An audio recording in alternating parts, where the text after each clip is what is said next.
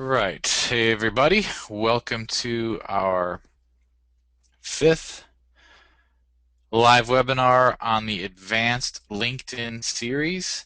And you are looking at this video or this live stream here is part of the standard package. Those of you that purchased the standard package, this is the course for you.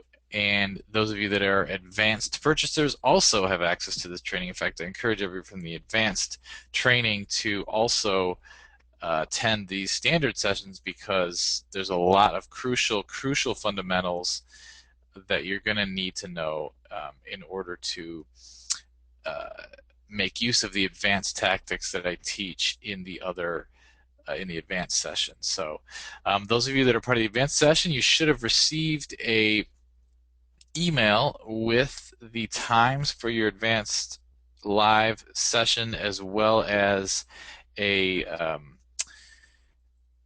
registration link for that. So if you did not get that, please email us at chadwarrior@gmail.com. That's chadwarrior@gmail.com. I'll type it right here.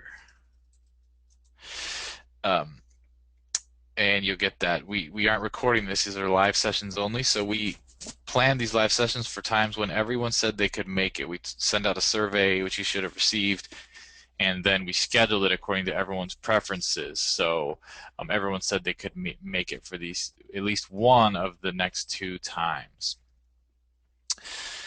All right, and if you can hear me, just to make sure, I'm going to see everybody on here, but if you could just type me a quick yes, just so I know that my screen is working and everything is okay. Good. I see everyone's responses. Great. Sherry asks, why don't you record the advanced sessions? Well, usually when there's a recording done and it's uploaded is when these advanced tactics get shared. Now, I don't have a lot of control always about what gets shared, and sometimes we're able to shut down these things, and I'm in touch with different forum owners and different things like that. But it's not really fair to folks who purchased this for $1,000 or $1,200.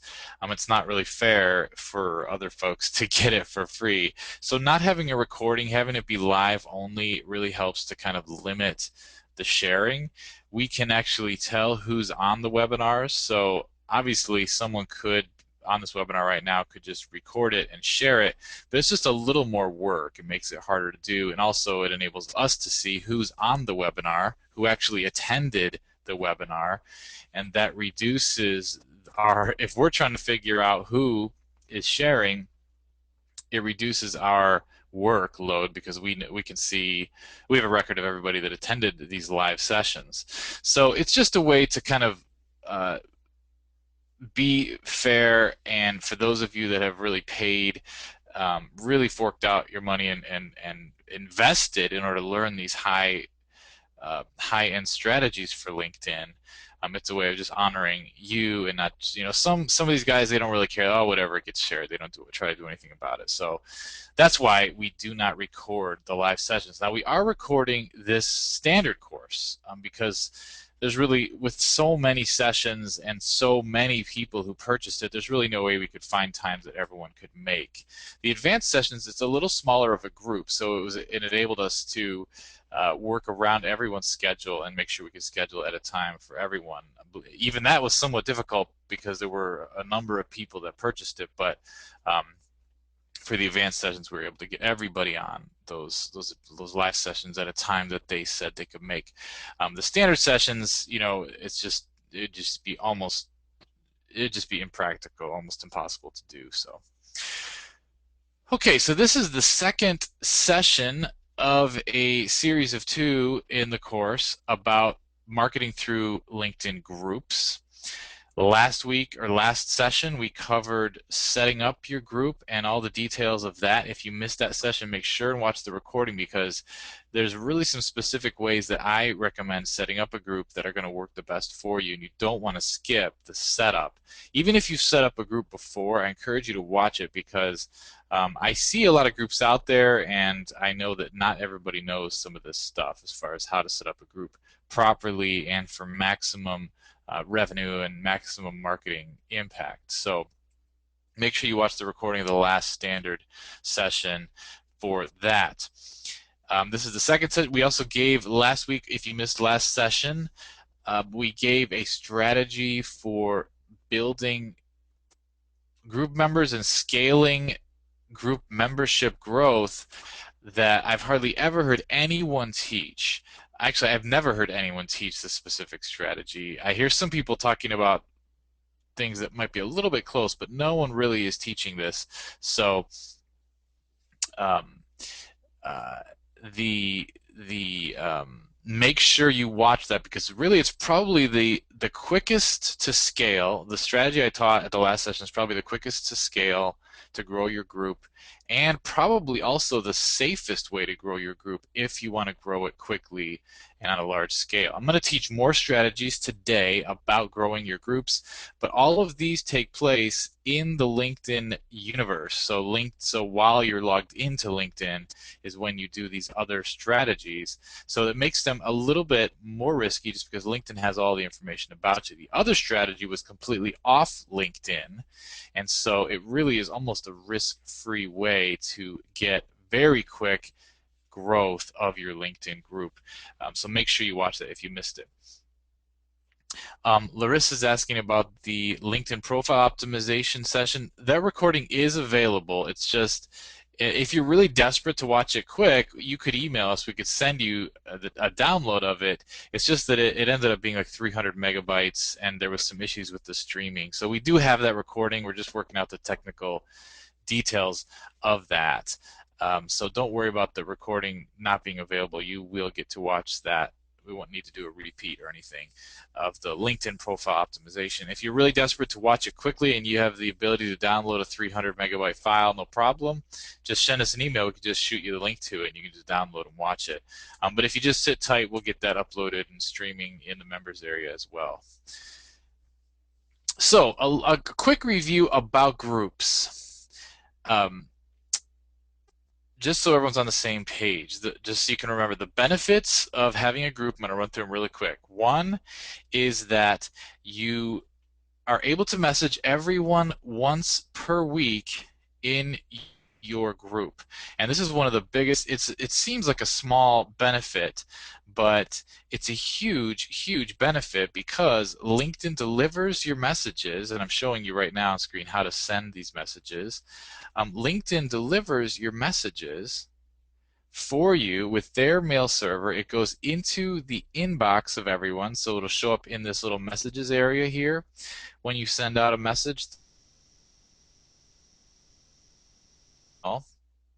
in their LinkedIn login email, which you know is an email that's current and functioning, because it's the same email they use to log into their LinkedIn account. So all of that really increases deliverability. You know, it vastly increases deliverability, because we know that the email is live and LinkedIn is delivering the email. You're not worrying about spam filtering and all that, because it's coming straight from LinkedIn. So this is a huge benefit. And send an announcement right here is a link that you use to send out those weekly group emails, and you can send whatever you want out to everyone that's a member of your list. You can send it directly through LinkedIn.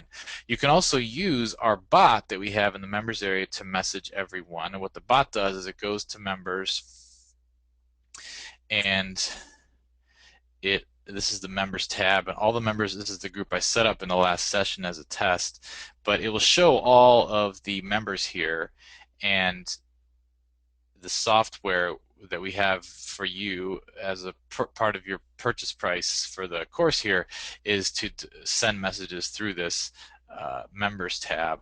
But that's sort of a black hat application. That's not a LinkedIn approved message. that allows you to get around that and send more messages than just the once a week announcement. But this one is actually LinkedIn approved. It's built into the LinkedIn group system. They're going to send the message for you, and you could even never even use the bot in the members area and just use this completely safe 100% white hat messaging tactic. And it's basically like having LinkedIn host your email list for you. And you can set up multiple lists, multiple groups, message them all, and it's a powerful, powerful marketing tactic. Also, folks get daily digests branded with your company info, or if you are the brand, it'll be your name and photo.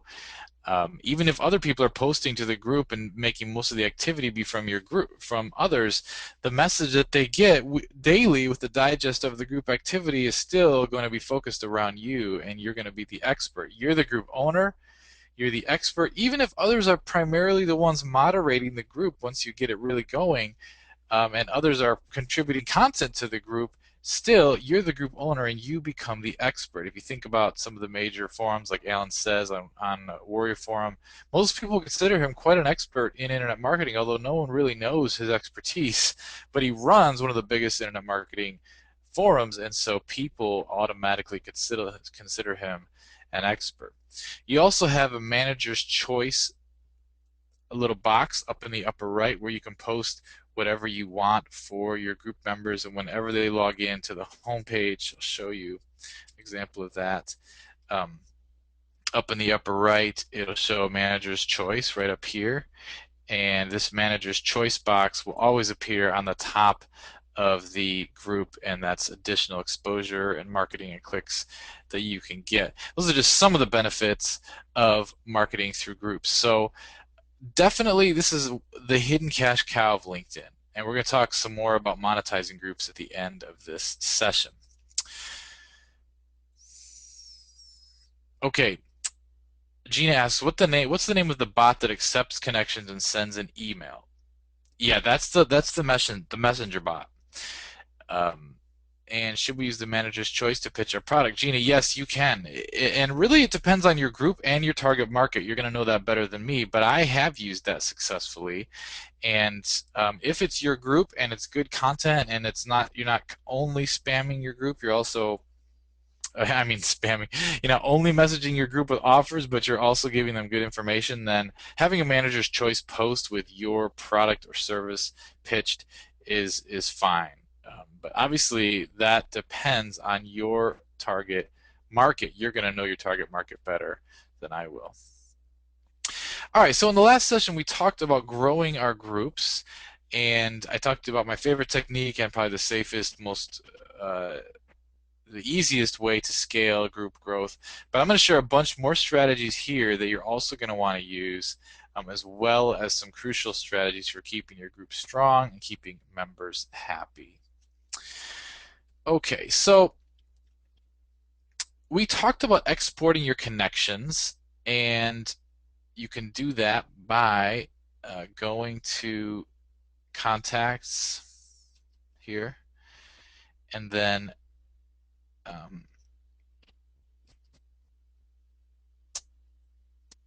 show you. Oops. So I need to go to connections actually.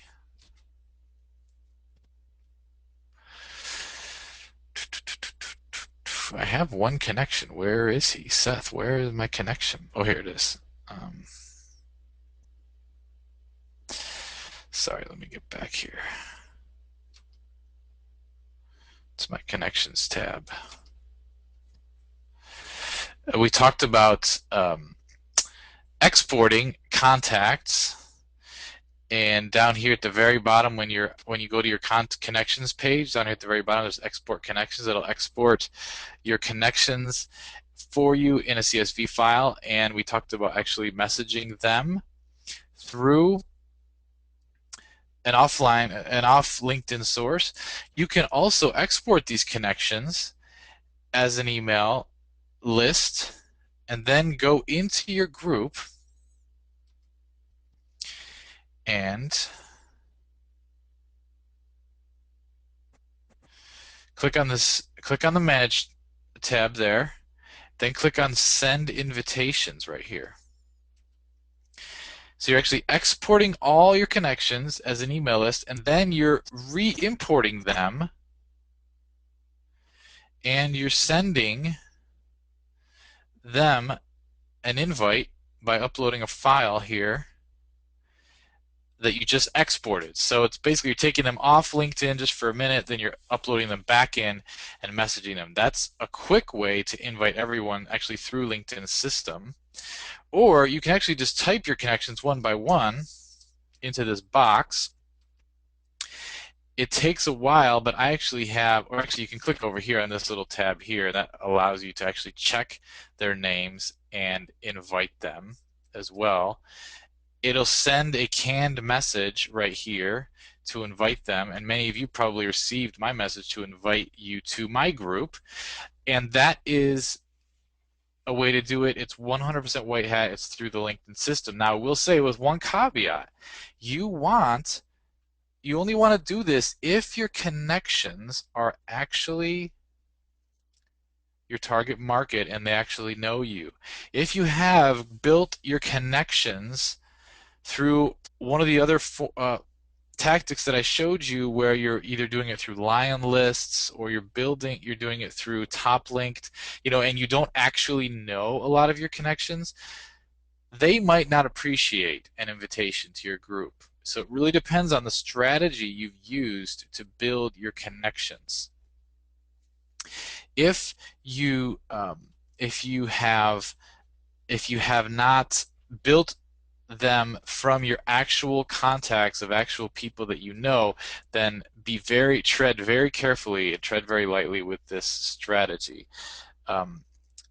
Most of the time, no one will bother or be offended by getting a group invitation. But it's always possible that one of your connections is someone that's a little uptight, and you don't want to get marked as spam or anything like that. So even though LinkedIn allows you to do this, you still want to be careful with it. I had my outsourcer do this exact thing. He went in here, and then all of my connections were listed. He checked each box manually and added 50 at a time, and then sent those invites out. So it does work. It's a great way to build your list, but you want to be careful with it. Now, Gina is asking if we built our connections through the profile view, or should we send an invite to them then? Yeah, as long as you used keyword phrases that were relevant to your target market, so that the group that you're inviting them to is relevant to them, you should be fine. For the most part, if they saw that you viewed their profile and they came and they requested and they looked at your profile and they said, oh, look, this person's relevant to my interests, then they requested to connect with you, it's likely that you could go ahead and invite them, and you'd be safe with that. So yeah. So just to repeat, to do this, you're going to go to over here to up to network, then you're going to go to your contacts. Then you're going to scroll down to the bottom of that page, and it says Export Connections right down here. You're going to click on Export Connections, and it's going to export a CSV file. You're going to save that to your computer. Then you're going to go back over to the group that you own. So you're going to go up to Interests and Groups. You're going to click on Groups, and then you're going to get down to the group that you own. I'm just going to go to this top one here that I set up in the last session. And then you're going to click on the Manage tab. And then over here, you're going to click on the Send Invitations tab. And then over here, you're going to click on the little LinkedIn icon, and it's going to pop up a box where you can actually check off the connections that you want to add.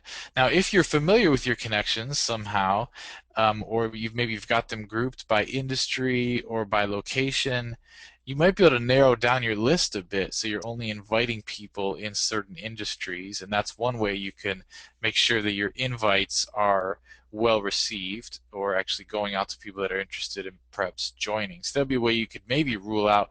If you have 500 to 1,000 connections, you're going to have all kinds of industries listed here. So you or your outsourcer could You could tell your outsourcer, I only want you to invite people in these 20 industries. If they're outside of those industries, don't invite them to the group. Those are some ways that you can target those invites a little bit better. Now, the nice thing is, if you're using the strategy I taught you in the last session, they're going to be getting two messages from you because, again, you've exported those connections and you've sent them an email via one of those email services that we talked about. And even in that email, you could say, I'll probably send you an invite through LinkedIn's system as well, so watch for it. Then they'll get the email from you, and then maybe a day later or so, you do this process, and they'll also get invited this way. So it's a way you can kind of hit them both ways. You can prep them to receive your invite here when you send them that email off LinkedIn that we talked about in the last session. I would recommend you outsource this. Okay, this is, checking off the boxes of all these people is very labor intensive, and you don't want to be sitting there all day when you could be selling, developing your products, strategizing for your business. So don't sit here and check boxes all day, folks. Make sure you're outsourcing that, or you have an assistant doing that for you. All right. So it's good to have a few hundred connections. You can see why building up your connections is important, because it gives you some um, something to work with there to start your group off.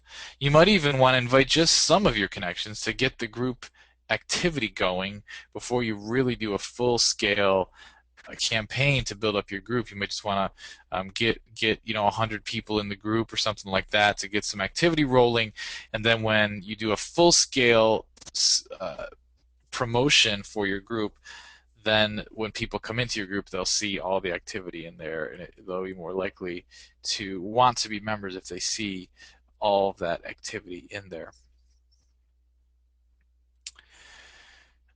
So this is also a strategy that you're going to want to think about, because if you've messaged people a lot to become connections with you, they might be getting sick of hearing about LinkedIn, about your LinkedIn activity.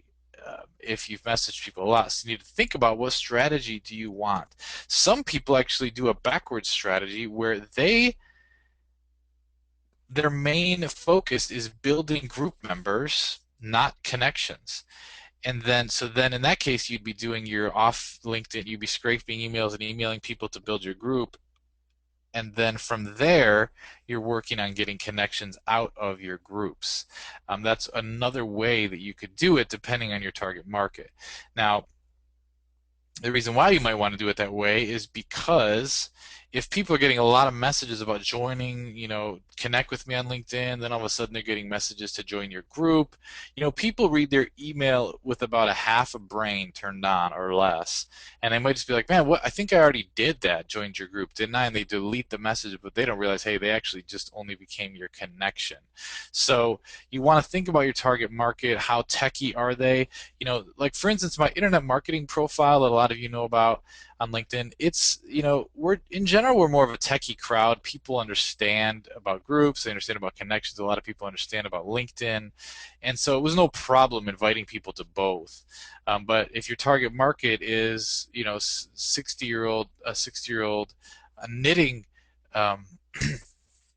knitting, the knitting market, they might not be high tech. They might, or farmers, or something like that. Less of a high tech crowd. You need to think about how are they going to perceive all these invites. How clear do you need to be, and how selective do you need to be, depending on who you're trying to get into your group. So. The other thing, obviously, is make sure that your LinkedIn autoresponder, when you're running the autoresponder, make sure that you are running it to invite people to your group. I mean, that's kind of an obvious, but if that should be what you want to do. And when I talk about the autoresponder, we actually had a question about this earlier. I'm talking about if you log into your members area, you should see something like this. And if you scroll down, you should see here the LinkedIn autoresponder software.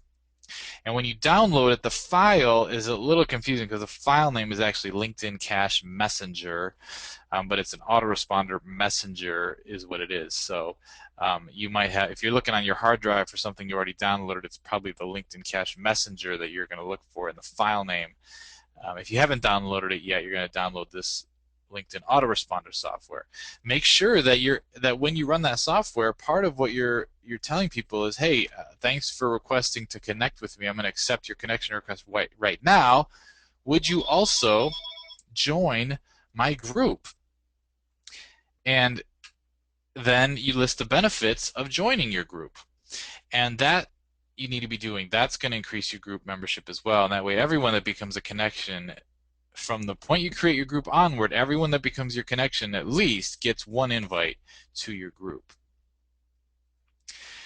Also, I would recommend that you have a signature for every LinkedIn message that you send. Okay? And that signature should be, I'm going to click compose a message here. That signature, you're going to have to copy and paste in, but you just do like this. This is just a dashed line. I'm just holding down my dash. Join my LinkedIn group. Teaches how to grow your dental practice via free online leads. Group link. And we talked earlier about registering a domain name and forwarding that to your group. That's where you would put that right there. And then every message that you send out to people, whether you're just saying hi or whatever, you have that signature there. So you're always promoting your group via that. You can even put a signature in your email. Okay, now you might say if you're already off LinkedIn, you might not be as interested in having them join a group. You might want them to take some other action like join an email list or like your Facebook page or something like that. That's a strategic question you're going to have to figure out an answer for yourself in your own business. I like LinkedIn groups just because there's a really high deliverability. It's interactive. Plus, you have the messaging ability. It's all within LinkedIn. So, but nevertheless, you definitely want to have a signature on the bottom of your LinkedIn messages because you're already on LinkedIn. They're already logged into LinkedIn. You might as well get them to join your group and pitch your group through every LinkedIn message that you send. You're going to have a lot of messages that you're going to be sending back and forth to people once you start using this. You'll find yourself using it for customer support. You'll finding yourself getting pitched by other folks, networking, all sorts of stuff is going to go on in here. And if you're always inviting people to your group, that's one way that you can leverage activity you're already doing to grow your group. You can even have everyone that is everyone that works for you. If you have a staff or if you have outsourcers, you can say anything you do or any email you send. Maybe you have, like I have email addresses that my staff use that are just for the correspondence and the communique that they're doing for my company, even though they might be an outsourcer that works for several people. But I say, make sure, put this signature in every email that you send out for me. And that can invite people to your group. They might even be doing LinkedIn messaging for you from their own account. Make that signature be on their group. And you can do this through the autoresponder, but you should already, as your main message in the autoresponder, be inviting people to the group. So it kind of be double, if you put the signature at the bottom, I guess that's okay, but I recommend one of the main things you're pushing in your actual message in the autoresponder is inviting people to the group. So all right. Now, this is a great trick that I've hardly ever heard talked about. But joining groups of people joining groups that are packed full of people that you want to have in your group. And we talked a little bit about this in the last session about actually going and finding a group. So say you are say you have a home study course on how to increase your revenue for your corner store. So your target market is corner store owners, convenience store, liquor store, party supply store owners. Okay, you would want to join this convenience store news magazine group. And we talked about this last session. We talked about outsourcing or scraping through our own software every single member's email address that you can get from the members of this group. So we've got 8,360 people that are either convenience store owners or they are somehow involved in the convenience store business, and you can message all of them to get them into your own group that's focused on convenience store marketing. Okay, message them off LinkedIn, but you can also message them on LinkedIn using our software here, LinkedIn Loophole Messenger. Now, this is something I encourage you to do with a separate LinkedIn account through a proxy or a virtual machine of some sort. Clear your cookies, watch these important instructional videos here for how to do all this, but make sure you hide your identity. And I would suggest you invite people using our Loophole software. Do it with a separate account though, so that if that account gets banned or restricted for spam or something like that, you haven't risked your own main account that is your brand. There are people on Black Hat World that will do this for you. You can find even probably people on freelancer.com that'll do this for you. You can even supply them this Loophole Messenger software if you want. And that is one way. Send them all an invite to your group. You already know that they are your target market because you know, because of the group that they're in, that they're interested in convenience store news magazine. So I would just message everybody. Now you could say in the message you try to make it as specific as possible, as personal as possible. Hey, I noticed we're both in the convenience store news magazine group. I got your name from there. I'm the guy with the dark rimmed glasses and the beard and the blonde hair. Look for me in the group. Also, I thought you'd be interested in this other group that I've created for convenience store owners. It's blah, blah, blah, blah, blah, and you list your benefits right there. Then you have a link to the group. You can do that or outsource it, the Loophole Messenger group. Now, you might want to have a profile that has maybe a similar name or a similar last name, maybe a middle name, first name, middle name, last name, or something like that, just so that it's so that there's some continuity there. They think they're hearing from you, and so obviously, or you could even say, my boss asked me to message you. If your assistant's doing it, they could have this. My boss asked me to message you and invite you to his group. He's the one with the blonde hair, blah blah. There's a lot of different ways you could do it. Or my company owns this group. We're inviting people. It's much better if it's a one-on-one invite, though. So now, one way to get the biggest bang for your buck, and this is going to be actually more of a manual strategy, would be to go in and recruit people out of this convenience store news magazine group that are very active in the group, and recruit them personally one-on-one for your group. The way you do that is you click on the discussions tab. When you go into your group, there's a discussions tab. It usually is the default tab that it opens to. And then you're going to scroll down, and you want to make sure when you choose your view here that what's happening is the one, because then you want the most, that's going to give you the most popular discussions as the default. And then what you're going to want to do is just click on the picture of each person who's posting in the group. Open it in a new tab. So I'll go down and I'll open a whole bunch of them in a new tab. And then what you're going to do is you want to look for people that are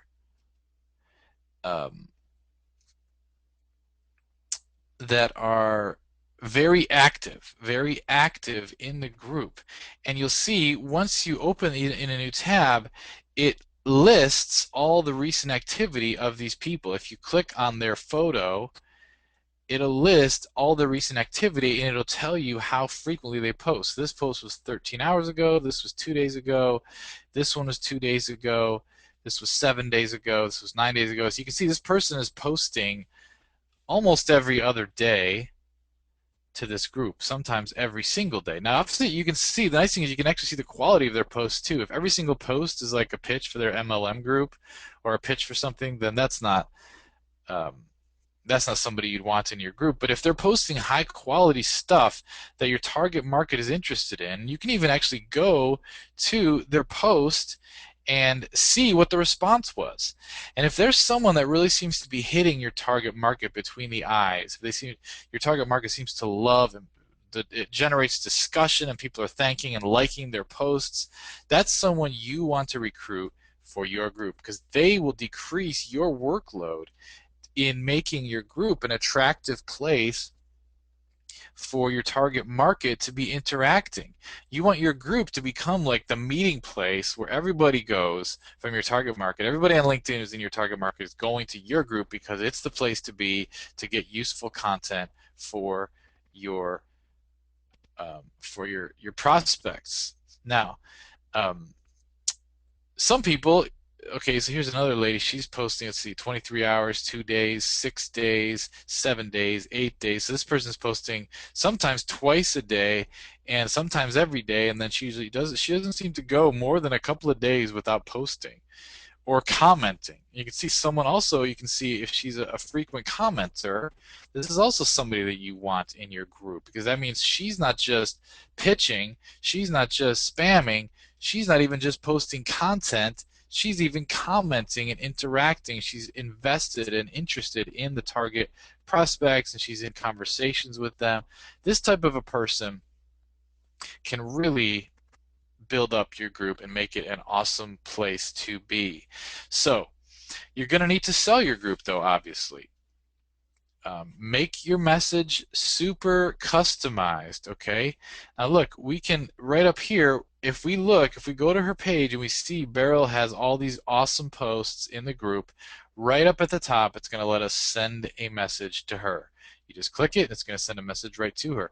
Make sure, now you're doing this manually, and I would recommend actually that you outsource at least part of this. Have an outsourcer, even have a freelancer do this. They don't even have to go through your own account to do this. They can log in.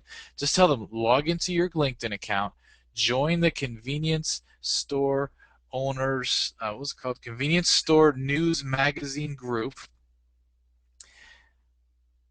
Click on every single poster's picture.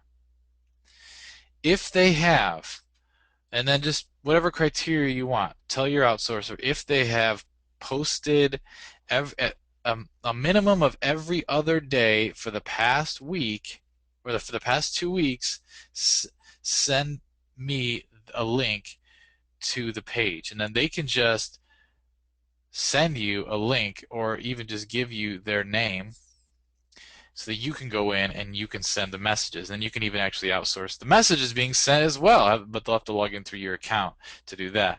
But you can see, so right here, we're on Zing's page. I see all his activity or her activity, and I see, oh, well, this is somebody that I want in my group.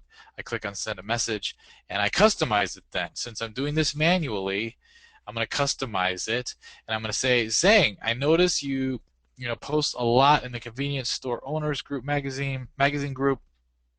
I've created a similar group. I'd love for you to join it. Whatever benefits. Even if there's someone that you really want, you can even go into their profile, because again, they're in the same group as you, so LinkedIn is going to allow you to see their profile. Go into their profile and check it out. Send them a real custom message that shows that it's that you know something about them. I notice you're in the convenience store group, and I notice you're also in the whatever, compressed natural gas group or the international exports group. I also notice that you follow UIA Financial Services. I'm interested in that company as well. or whatever, name drop. I noticed we're both connected with so and so. This will, if you scroll down to the bottom, it'll tell you what you have in common with that person. If you're a second or third degree connection, I noticed we're both connected with so and so, or I noticed you went to University of Newcastle or Miami Ad School. What was that like? Or I knew somebody that went to Miami Ad School. These are all the things that you want to use in your message so that you can really pitch your group and really they'll be likely to at least check it out and possibly join. Get these people in your group. It's going to decrease. Now, obviously, this is something that's manual. It's going to take a little more work, a little more time, or a little more work and time for one of your outsourcers to do. But remember, they're going to decrease long term. They're going to decrease your workload in a huge way because they're going to be contributing content, they're going to be posting comments, they're going to be active in the group, they're going to save you a ton of time, and they're going to make your group much better. And especially if they are actually a prospect, if they're actually a member of your target market, say if it's a market you're not actually a member of, so you're selling marketing to convenience store owners, but you're not actually a convenience store owner. If you get a convenience store owner who's an extrovert who gets in there contributing, that is going to make your content and your group even more relevant to convenience store owners, and it just rolls from there. I hope you guys can see the real value of getting these super active people and recruiting them for your own group.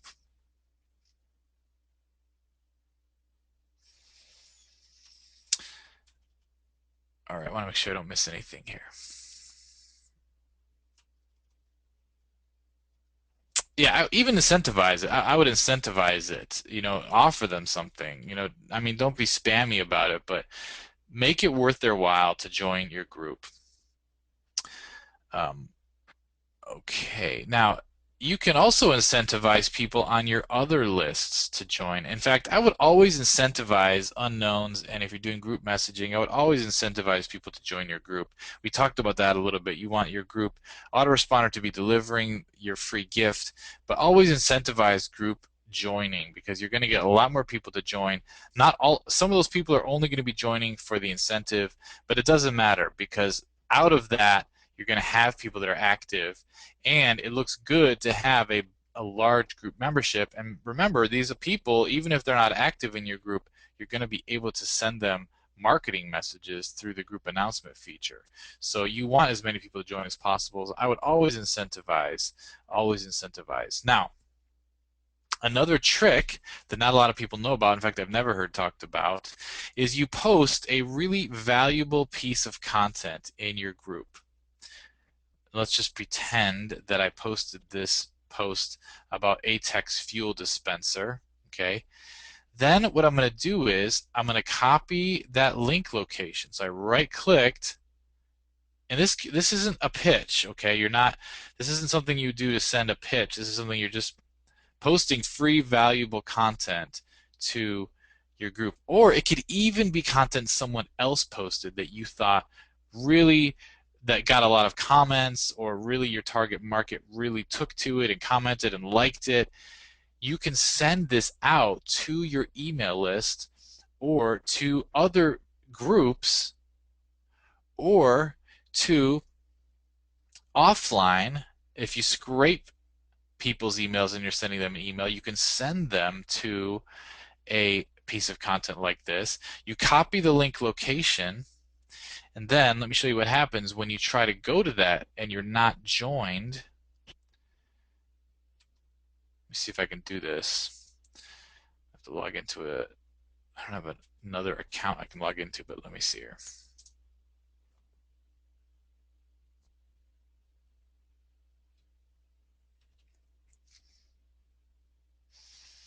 Just a second here.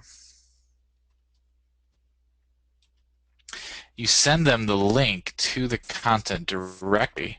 But again, remember, we made this a closed group. So in order for them to get the content, they have to join the group. And you can say something like, hey, this piece of content got a ton of, I'm not going to be able to do it because I'm not logged into LinkedIn, but if you, let me just show you how it works. Basically, I'm going to open a different browser, and then paste that link in. And what happens is it forces me to sign in. Now, after I sign in, it's going to bring me to the group homepage. And so in my message to the person, I would basically say, hey, oh, Ron's asking, where did I right click? Let me show you. Right here, so say this is the piece of content right here from Barrel. All I do is just right click on that, okay, and copy link location, and that's going to copy the URL of the actual post. So if I'm not a member of the group and I try to go to that post, it's going to require me to join the group to see it. So in your message, you can say, hey, this, I don't know if you're a member of my group or not, but Barrel, and so you're even saying it's not even your content. You're not even promoting your own content. You're actually promoting someone else's content, which seems very altruistic if you think about it, even though you're just doing it to get them to join. But hey, Barrel's posted this awesome question about family-sized packs versus single-serve marketing in your convenience store. It's getting a lot of discussion over in my group. Here's the content. All you have to do is click the orange join button to see it. Link to the content. And then when they go there, they're going to see, oh, I got to join to see this. They're going to click join group. Boom. They get to read the content, which you already know is valuable. You're already seeing that it's getting comments and likes. You already know they're going to like it. They're going to enjoy it. They're going to benefit from it. And you've gotten them to join the group. And at the same time, you've directed them right away when they join to a piece of very engaging content that's going to hit them right where it counts, because you're seeing the other members of the market do it. So you can see how even if you're not a member of the target market, and you might not, over time you're going to learn their hot buttons, but maybe if you don't even have it really down what their hot buttons are, this is a way that you're going to be able to send them the most targeted content. You're already going to see if the content is viral in your niche, and then you're going to get people to join. And if they already are a member of your group and they get that message from you, it still doesn't hurt, because they can still comment on it, they can still read it, they can still enjoy it, and you know they will, because you see others that are part of the target market enjoy it. But it's a great way to get new members specifically. And so you're going to have to pitch that content a little bit. And it's even more powerful if you're promoting someone else's content who posted in your group, because then it doesn't seem like self-promotion. You could even post it in a forum. Now this is getting a little bit, you're going to need to make sure that the forum, I'm talking about a non-LinkedIn forum, you have to make sure that the forum allows this type of thing. But if you're part of my SEO Cash Club, we talk a lot about the strategy of having multiple profiles on forums in your target market. And so you could actually have a forum profile or a forum membership in your in a forum that's owned by your target market, and go in there and say, hey, I'm a part of this group. This lady named Beryl posted an awesome question that's generating a lot of activity in the group. Here's a link to the group discussion. You might have to join the group to read it, but it's free to join. All you do is click the orange button or something like that. And that's a way that you can engage people, get people to join your group from forums and places like that. So you can see a direct link to a piece of engaging content inside, behind the group membership, is a great way. And you can see, open up your mind and expand this out of all the different ways you could do this. You could post this on your Facebook. If you have a Facebook page that people in your target market are visiting, or if you have a Twitter account, or some other kind of a blog or something, you can promote a single piece of content that is engaging enough and there's enough of a draw for people to want to read it, they'll actually join your group to read it. Okay, let me get back to my group here.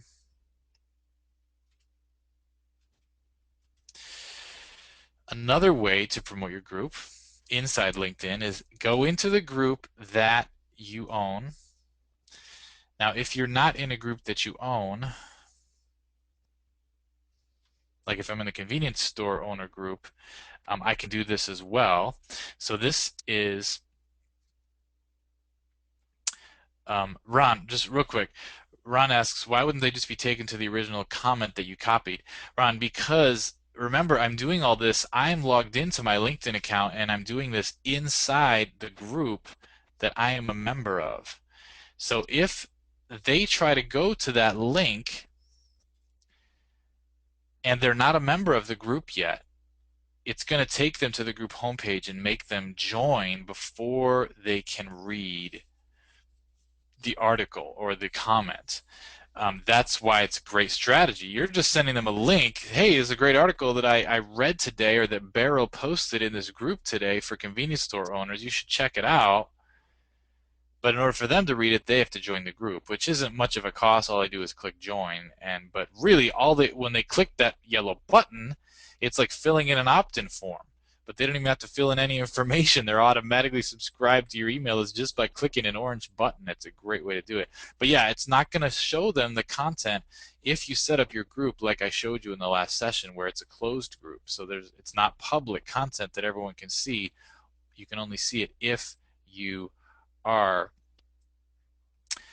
the group owner.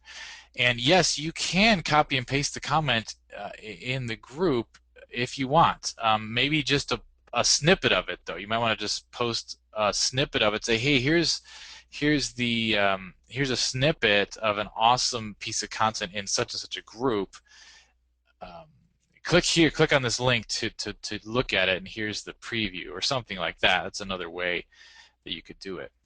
Now, this strategy I'm going to show you is a great strategy to outsource, because you could have, well, first I'll show you doing it inside a group that you own. So let's say you're inside a group that you own. So let me go up here, go to interests, go to groups. I'm going to go and get more leads. This is the group I set up in the last session. Over here on the right, there's this little link, share group. Okay. If you click on share group, you can invite others to your group here, which I already showed you before. That takes you to the Invite Others tab. But there's another tab that's really awesome here, Share on LinkedIn. So you just click on that link, and it's going to give you two options. You're going to pick Share on LinkedIn. It's going to bring up this little window. This will let you share it with your Twitter, but what I'm more interested in is posting it to groups. And what's so powerful about this is this will actually automatically post to any group that you are a member of. And you can just go through, and you could actually, I mean, if these groups are groups that are filled with your target market, then this could be appropriate. You don't want to just spam all the groups, but this is a way that you can automate posting information to your group for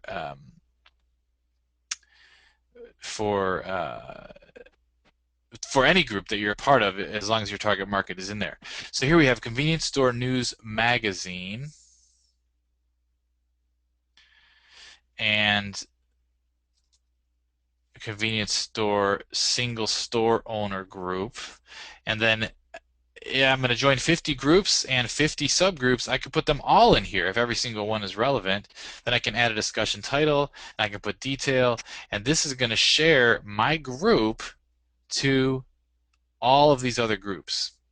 Now again, you want to be careful. You want to make sure that these two, say I'm sharing it with these two groups, Convenience Store News Magazine and Convenience Store News Single Store Owner Group, you want to make sure that those two both in their rules allow promotion of other groups. Some in their rules page will say, I don't want you to post other group content in my group, and you got to make sure you know the rules, or else you're just going to get kicked out of these groups. And if you get kicked out of groups, it's pretty severe in LinkedIn's mind.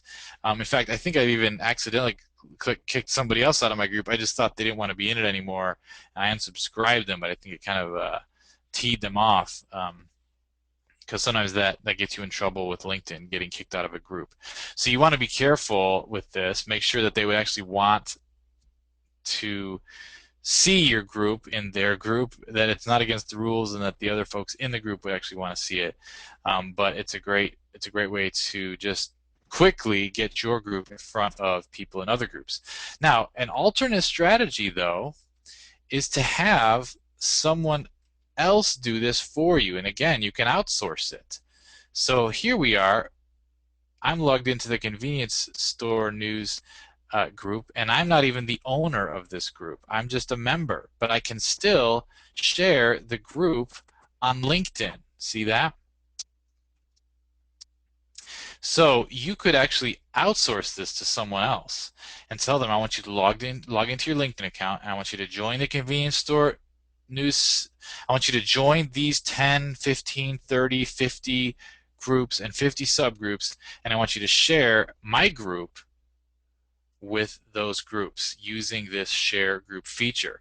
And that way you're off the hook, your account is off the hook, and the outsourcer themselves are the ones that need to figure out if they want to do this with their account or not. They don't need to bid on the job if they don't want to do it, but that takes you off the hook.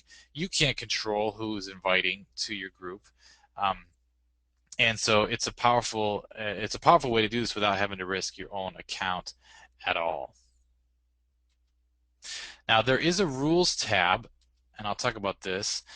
Not all groups have a list of rules, but it's in the settings. Actually, let me find this.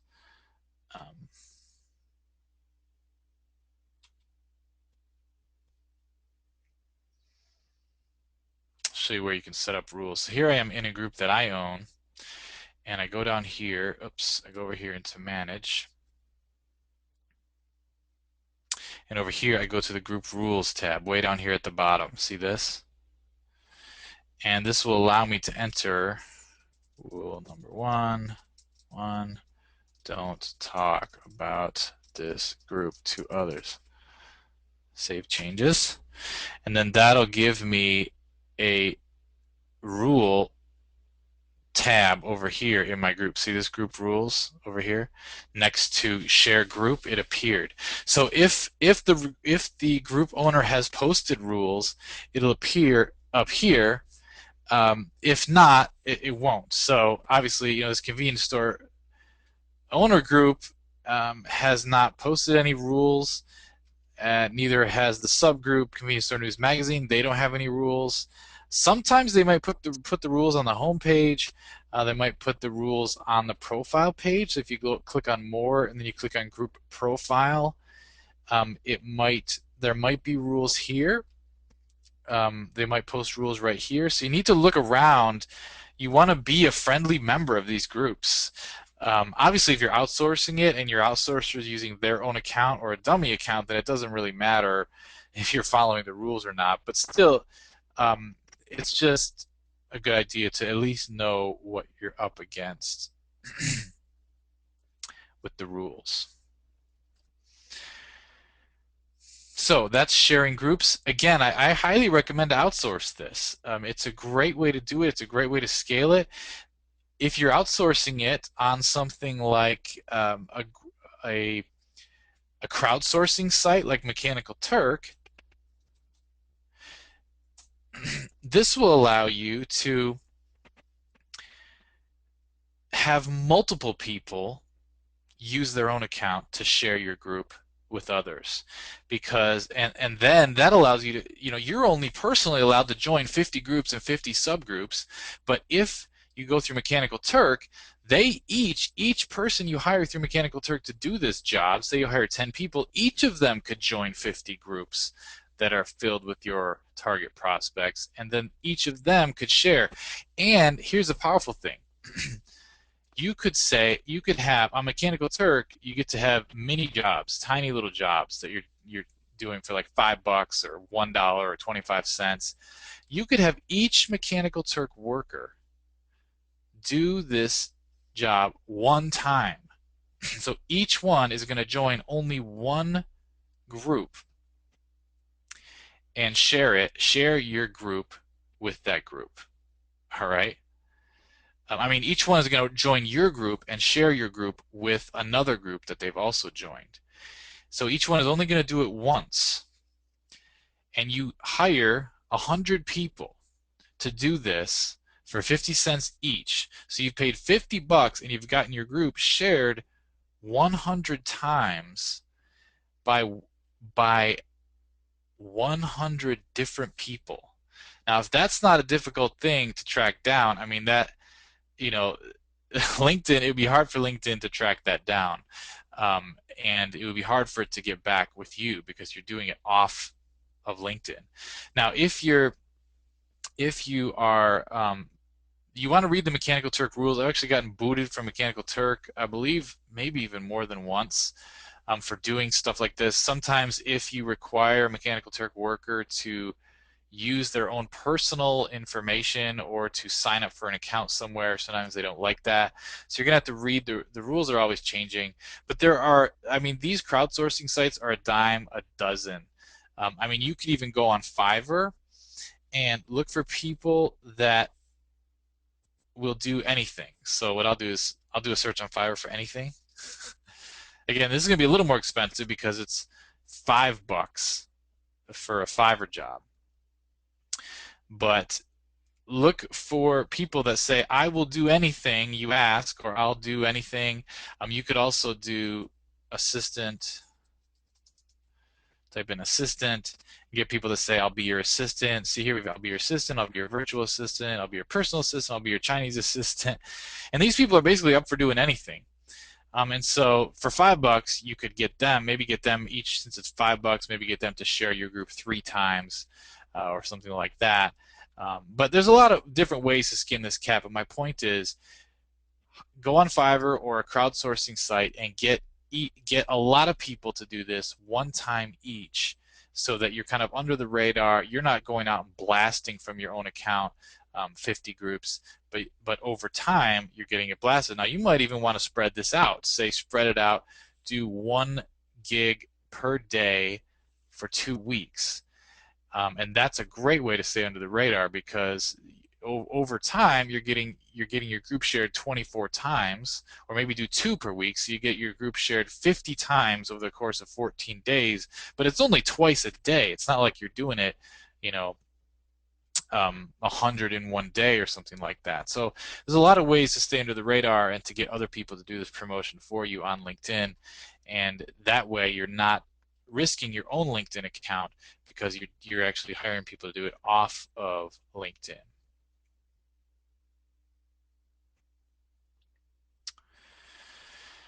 All right, and then another strategy I have is for you to invite someone else to manage the group with you.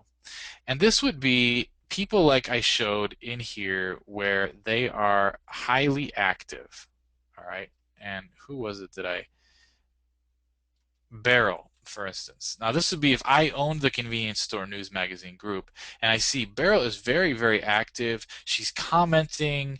You might even notice that she is, when you go into manage and you look and you go to the left where it says moderation queue, right here, you might even notice that Beryl is very active in the group. She's flagging promotions. She's flagging stuff as inappropriate. She's very active even in moderation type activities voluntarily. You might want to invite her to help you manage the group with you. And you can actually invite her to be a manager, and then she can actually help you, and just give her some benefits, like give her the ability to promote her own business once a week in the group, through a post, or twice a week or something through the post, or something like that.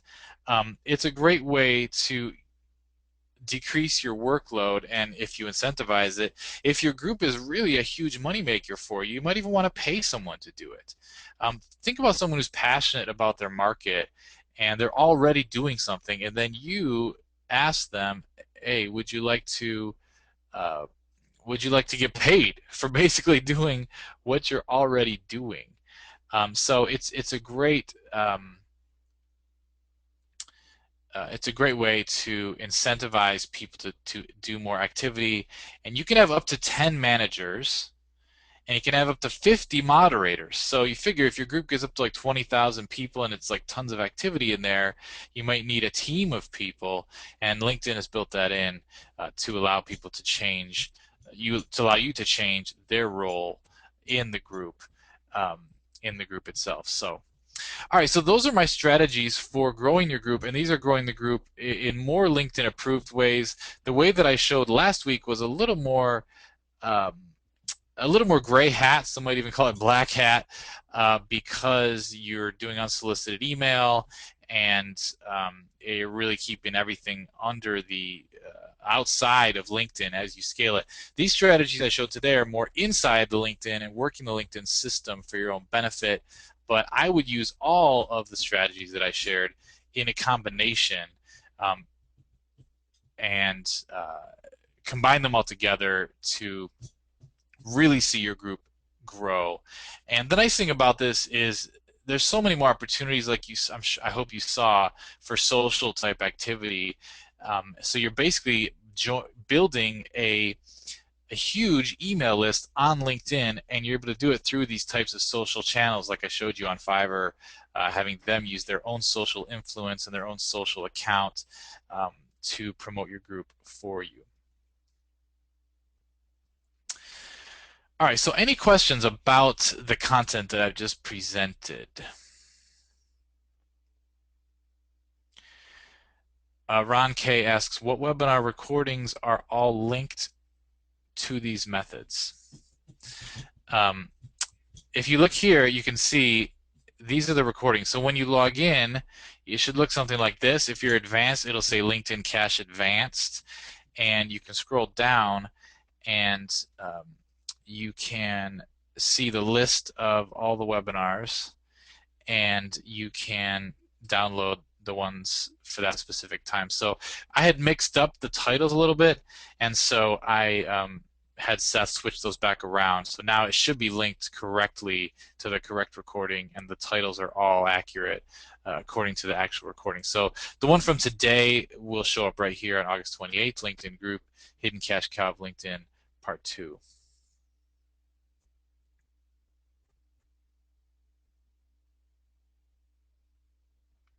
Chad, you have some statistics about these methods. How are people really reacting to these invites, or Twitter, on Facebook, via email invites? Danny, I would have to pull that together. I could pull some statistics together from my own LinkedIn promotional stuff. I just don't have that here prepared.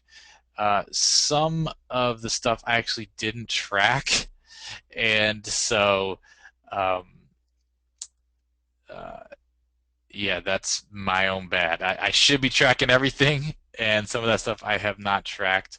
I would say, by and large, the best response that I have received, and this is to be expected, but I'd say by and large, the best response I've received is messaging people who already know me and um, incentivizing joining my group. I mean, that gets group membership going faster than anything else. So if you have the best way is if you have an existing list of people, whether they're prospects, subscribers, customers, and you incentivize, they already know you and they already know the quality of your stuff, and you incentivize them joining your group. That's the most powerful, highest.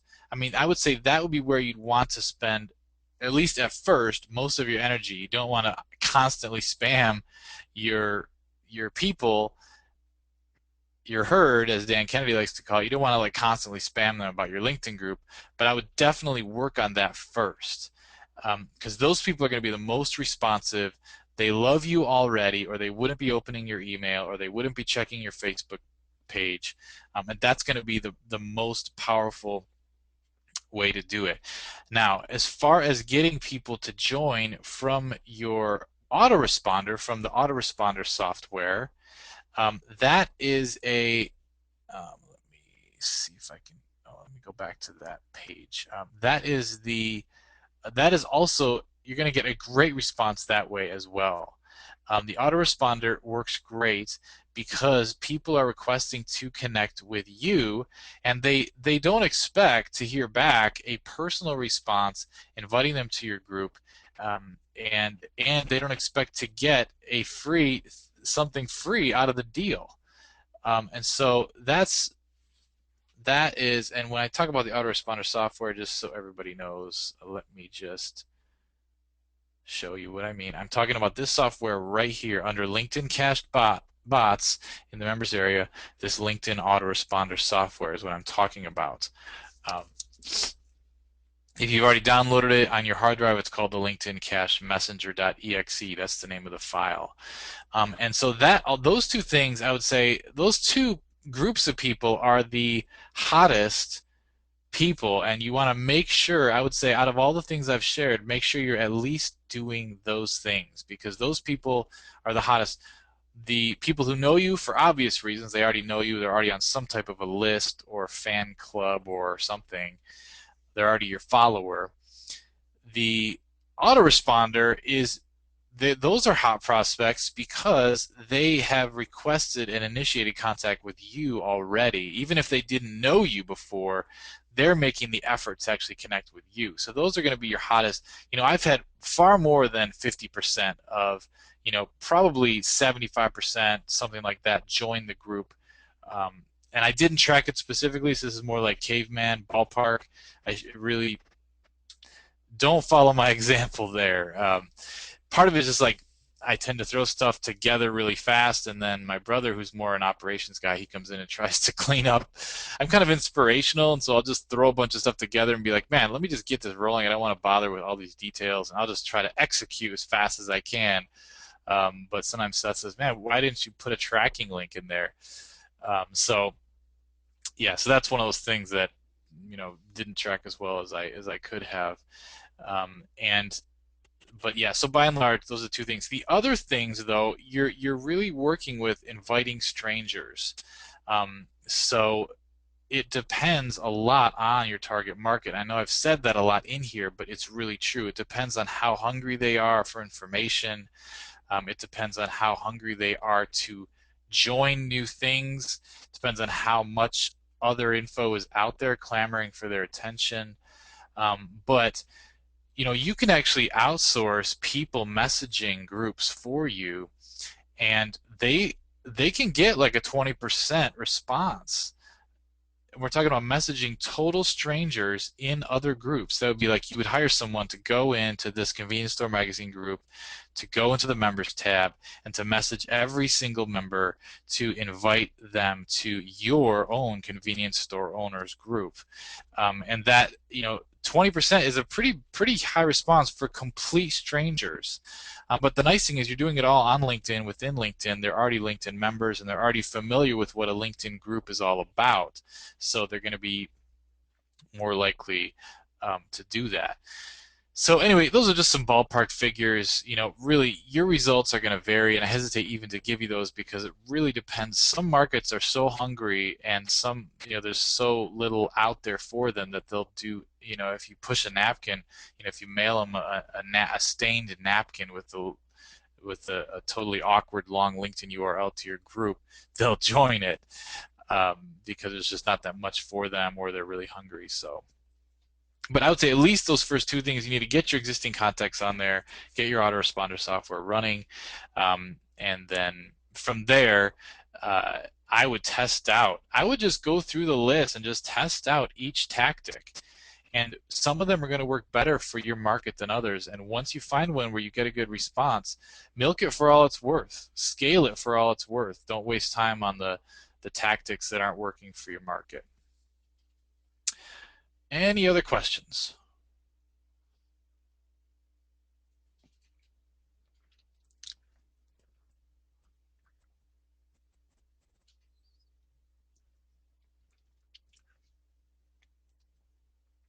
What are your experiences with recruiting people away from LinkedIn?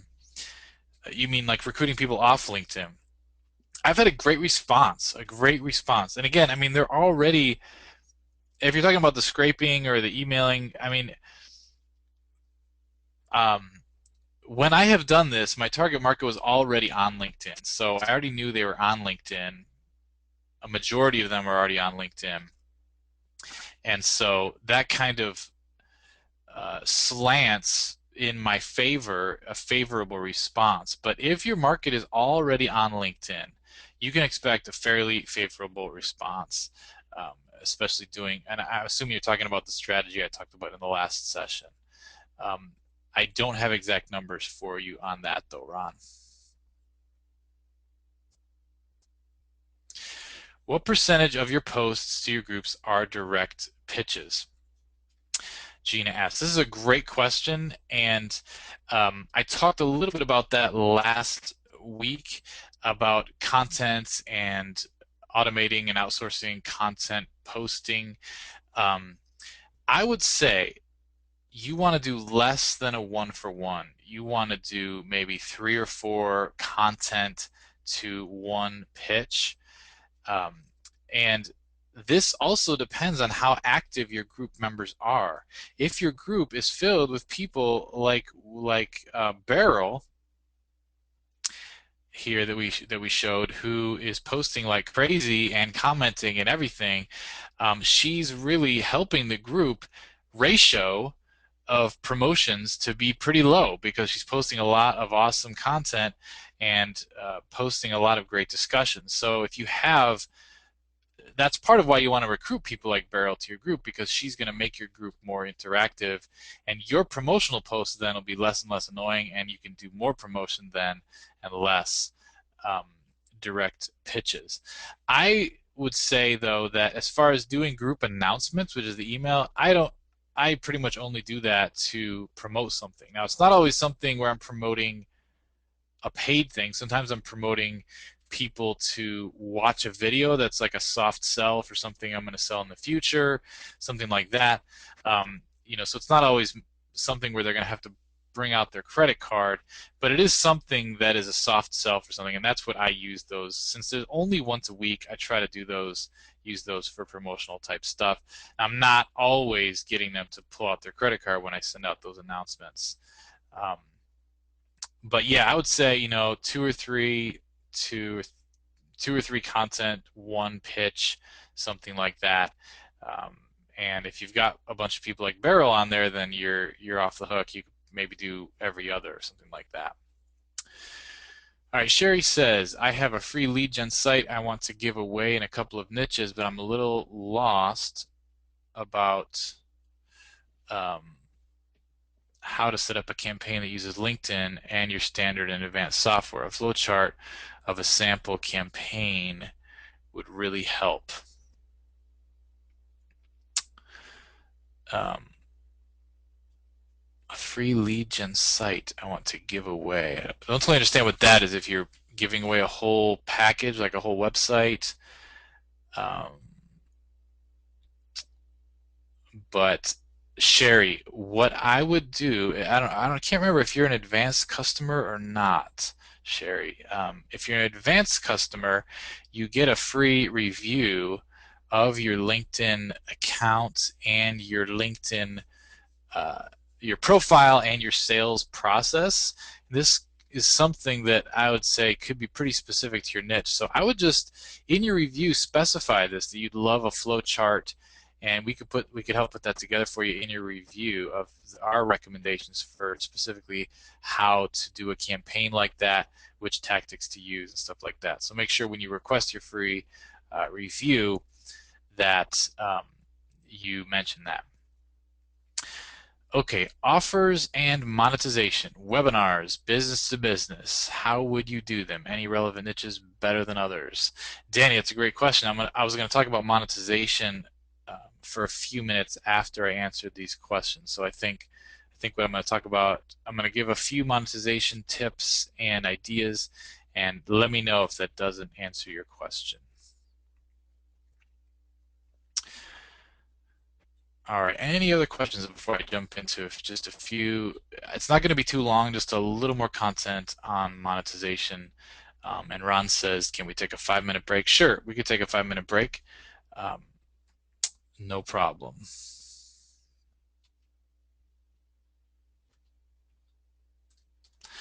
We'll just take it starting right now, 5-minute break, and then I'll jump back on and share some monetization tips, and then we'll be done for the day. So um,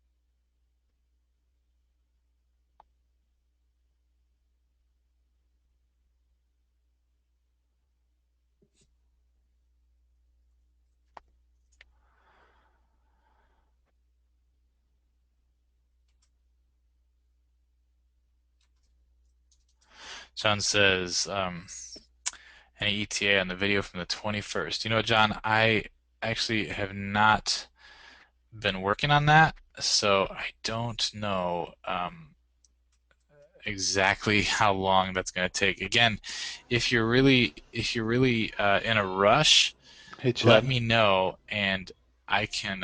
Yeah, Seth, go ahead. I'm gonna just post the link to the video we have.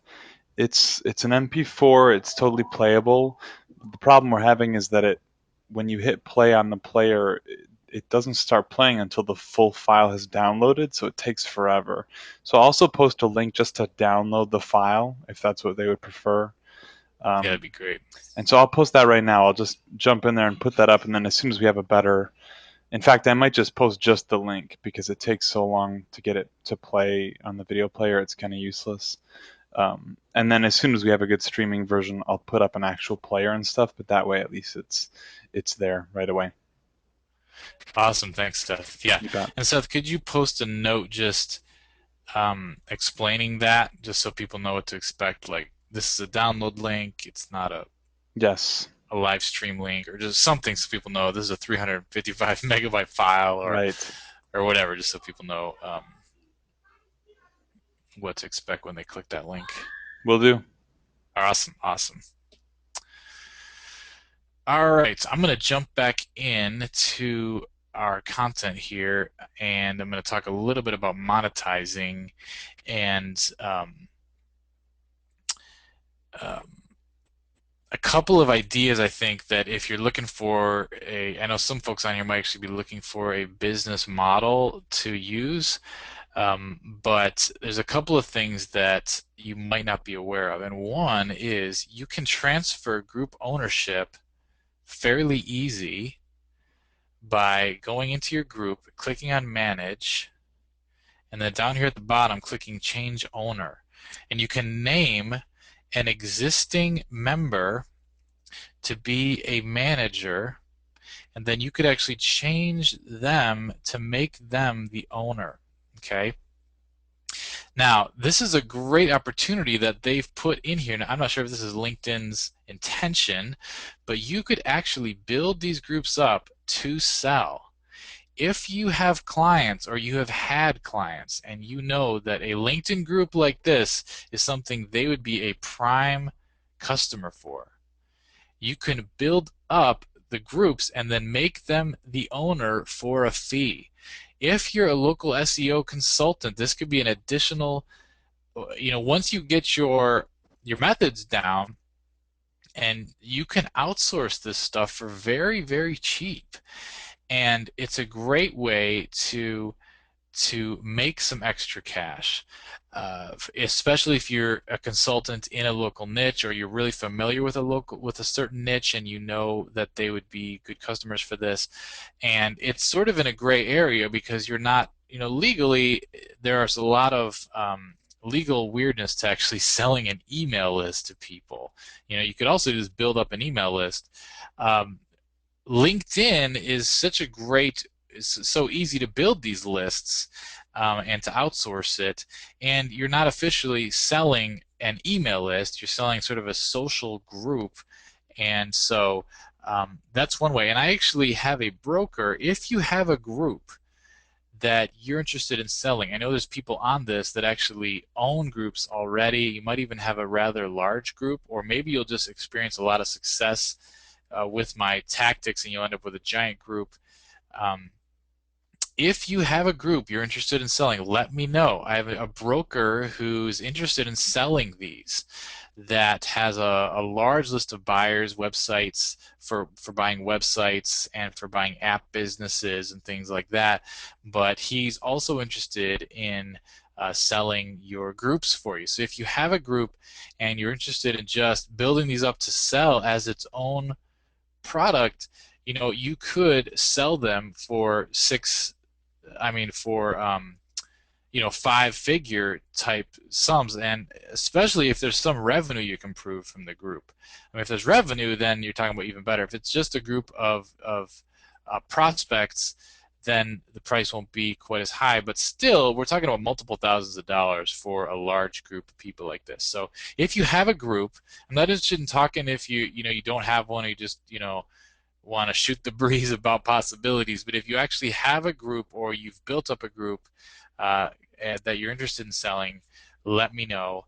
Um, and you could even just approach your existing clients for this. You'll build up a group for them for a fee. Um, you can also promote. The nice thing about groups is it's a group of people that's very easy to identify who they are. And just by going to the group profile, you can see um, who they intend this group to be for. That's one way. And then also, if you click on more and you click on group statistics, any group, even if you're not a member of the group, I believe you might have to be a member, but I believe even without being a member, you can see a lot of information about this group. Percentages. This data is so valuable, and it would be impossible to get this data about. You can go on the um, MSDRS or whatever it's called, for mailing lists for snail mail, and maybe get information close to this. But this is free information you can get, that you can just see right here from your LinkedIn account. And then if you can craft offers and pitches for these people that are totally targeted to them. For instance, say you're going into convenience store owners. We can see here that a huge percentage, maybe 80%, are either directors, owners, managers of some sort of um, a convenience store type of operation. Now, this is powerful information for you, because you could go that way. If you message these people, there's an 80% chance that you are going to be hitting the owner of an actual convenience store, of the owner of a business in the convenience store arena. And the way you get there, again, I'll show you more. Click on more. From anywhere inside the group, you're going to see these 5 or these 6 links on the top. Click on more, and then go all the way to the bottom there to group statistics. And that's going to show you the group statistics screen. So for instance, say you go here, you know that you're going to be hitting owners. All right, so you could go and message them or even have an outsourcer do it. Again, don't be doing this yourself, to promote a website for their convenience store. And you know when you message these people, when you go into members, 80% chance you're hitting an owner. Okay, so I clicked on the members, 80% chance I'm hitting an owner. So as I scroll over each one, I can send a message. Now this is going to be a little more of a targeted pitch, but say I could go to uh,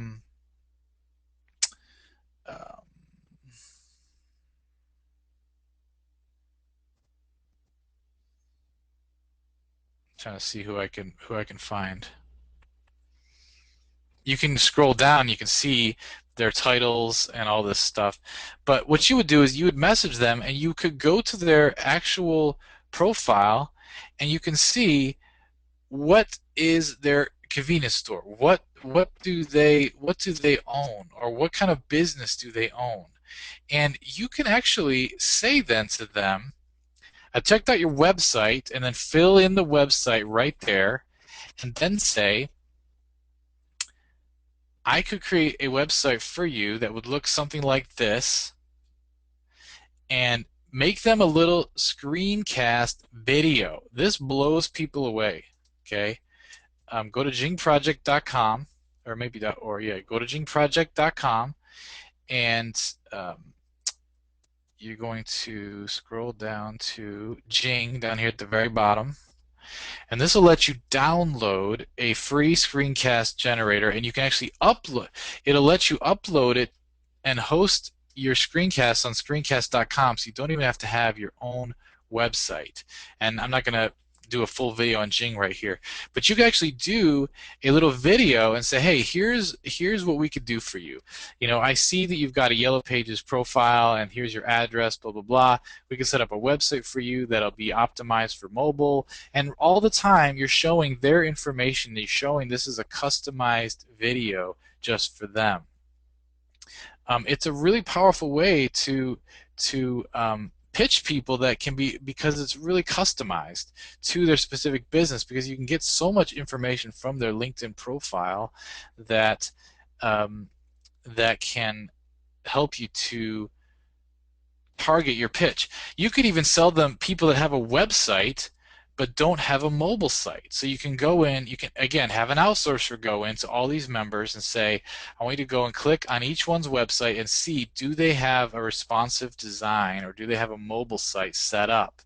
And if they don't, you know they don't, you can go to create a video where you show the website that they have, and you can even use like a mobile mock-up creator to quickly create a simple front page mobile looking site using their logo and site colors, something really simple. But just do a Google search for um, mobile mockup generator, or mobile mockup tool, and it'll generate a quick mobile site, just a layout. It won't even be the programming, it'll just be the layout. Show that in your screencast, your Jing screencast video, and say, hey, I could create one of these for you if you're interested. Highlight, you know, some things you like about their website and how you could transfer them over. Show them how you like their site. And then show their site on this little mobile mock-up, and show it in a mobile emulator. Oops, spelled that wrong. Show it in a mobile emulator, so that you can so that they'll see what it would look like in an actual mobile on a mobile device. Help them to visualize it, and all the while you're talking on the screencast video. This is a little more of an intense, labor-intensive thing, but if you get someone else to run through the initial screen, have someone else scan through all of the members and say, I want you to pull me out 20 of members that don't have a mobile site. I want you to have your assistant, again, create the mobile mock-up, have them show us, also create a screenshot of that mobile mockup in a mobile emulator, so you have an image to show in the video of what it would look like on a mobile device, and then all you're doing is going in and making a 5-minute pitch, 5-minute pitch, 5-minute pitch. Um, you know, it's going to be a lot more targeted than calling people on the phone book. You won't have to experience any rejection. You're spending 5 minutes per client. And this is a powerful way that you can do it. It's going to be really targeted too, because you are able to speak with the business owner themselves, mentioning their first name in the video. You can address them personally. Again, you know they're probably going to get this message themselves because people check their own LinkedIn inbox, even if they're owners, even if they have a complicated gatekeeper system elsewhere. If you called them on the phone or something, you could never get through. But on LinkedIn, they're checking their own box. You have their name, you have their website, and it's personalized for them. And you can even outsource the whole mobile site being generated. If they already have a website, all you're doing is outsourcing for someone to take their website and to make a mobile site for it, which is going to be really cheap. There's another monetization strategy. I want to give you guys some ways that you can just start making money with this. They're going to know it's not spam because it's going to be you personally addressing them personally.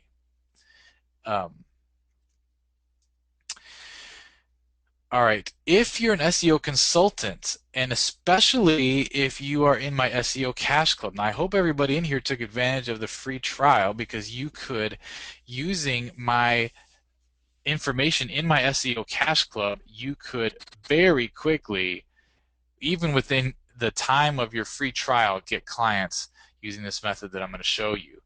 Um, but you can use the techniques from my SEO Cash Club to create YouTube videos.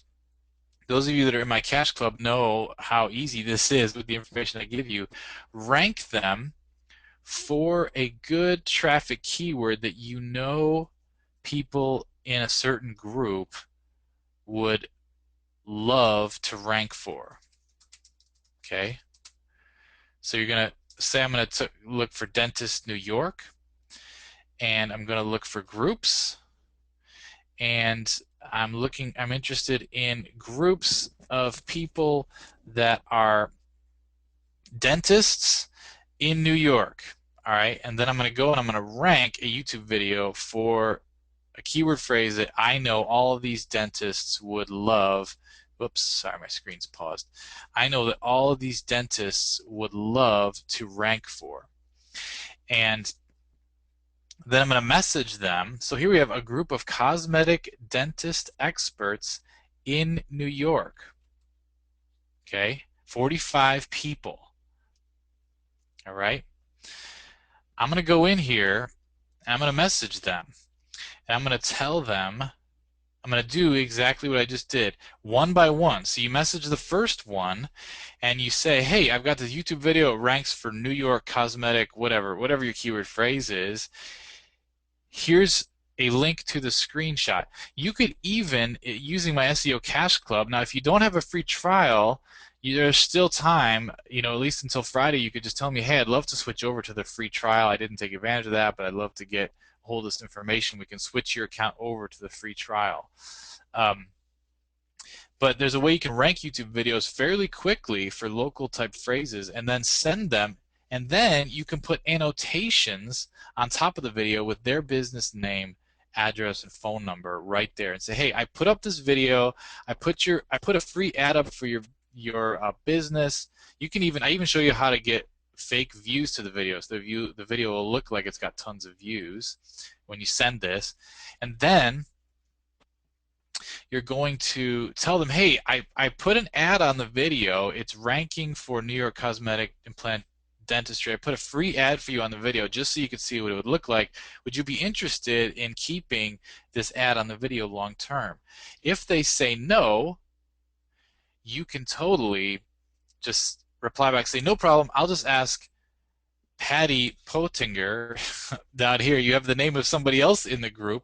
I'll just ask Patty. She's also in the same group. I'll just ask her if she wants her business posted on there instead.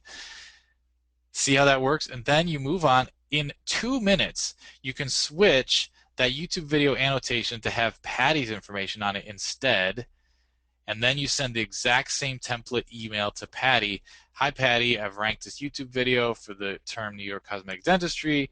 Um, I put a free ad for you on the video just to show you what it would look like. Here's a link to the video. Here's a screenshot of the search results. Would you like to keep your thing on there? And it's a template. And then you send it to the next person until you get a hit. And then they pay you monthly to keep their ad on that video that you own. And that's all you could do, all that with the information in my SEO Cash Club. Now, those of you that are SEO Cash Club members, I'm sure you're seeing the possibilities now as I've talked about some of this. Because you have all this information at your fingertips of who these people are. Marketing through groups is such a powerful cash cow because these prospects, all their information is right in front of you. You know exactly who they are, and it's really easy to target them. There's other strategies in my cash club that you could use for this exact same thing where you pre-rank a video or you pre-create a Google Maps listing and then you sell that to folks or you sell the leads to folks. We talk about a lot of different strategies like that, but marketing and selling these strategies to people becomes even easier on LinkedIn. And Larissa, the YouTube Cash course, if you log into the Cash Club, there's a forum there. Go to the forum, click on the forum button, and right there, scroll down, and there will be a link to the YouTube Cash course right in there. All those videos are in that sub forum. You can watch them one by one.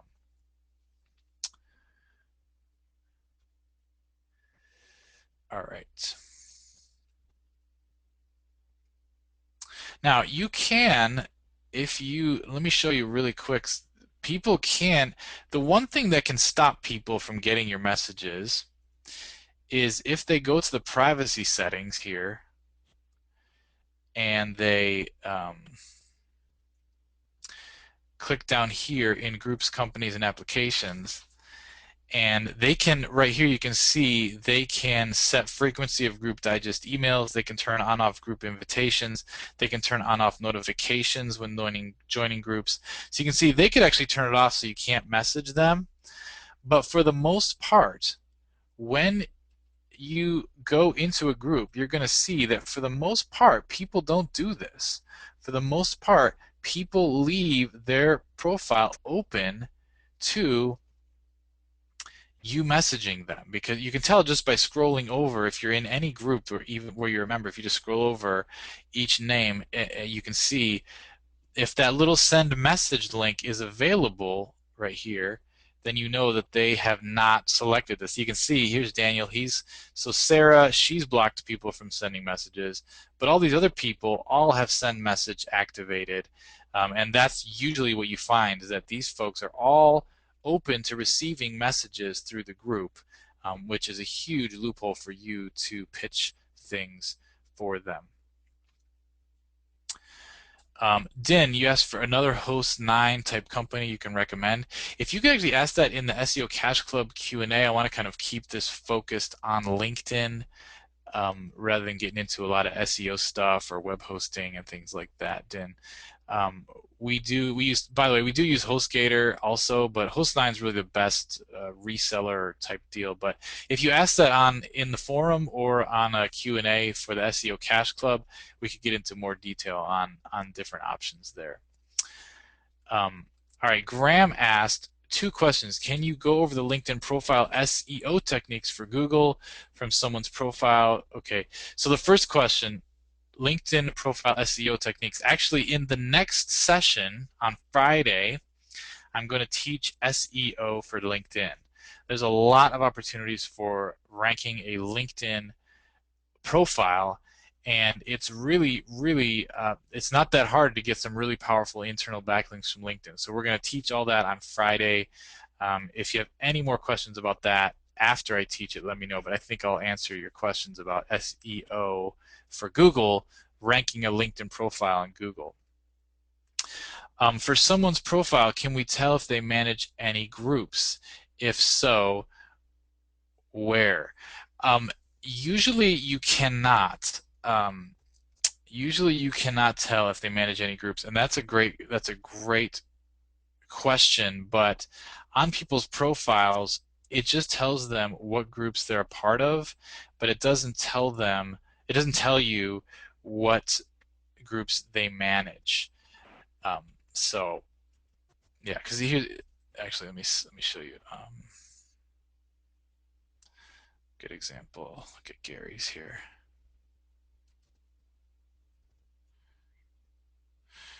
So you can see the groups he's in. This is pretty common what you see, but you don't see the groups that he owns, unfortunately.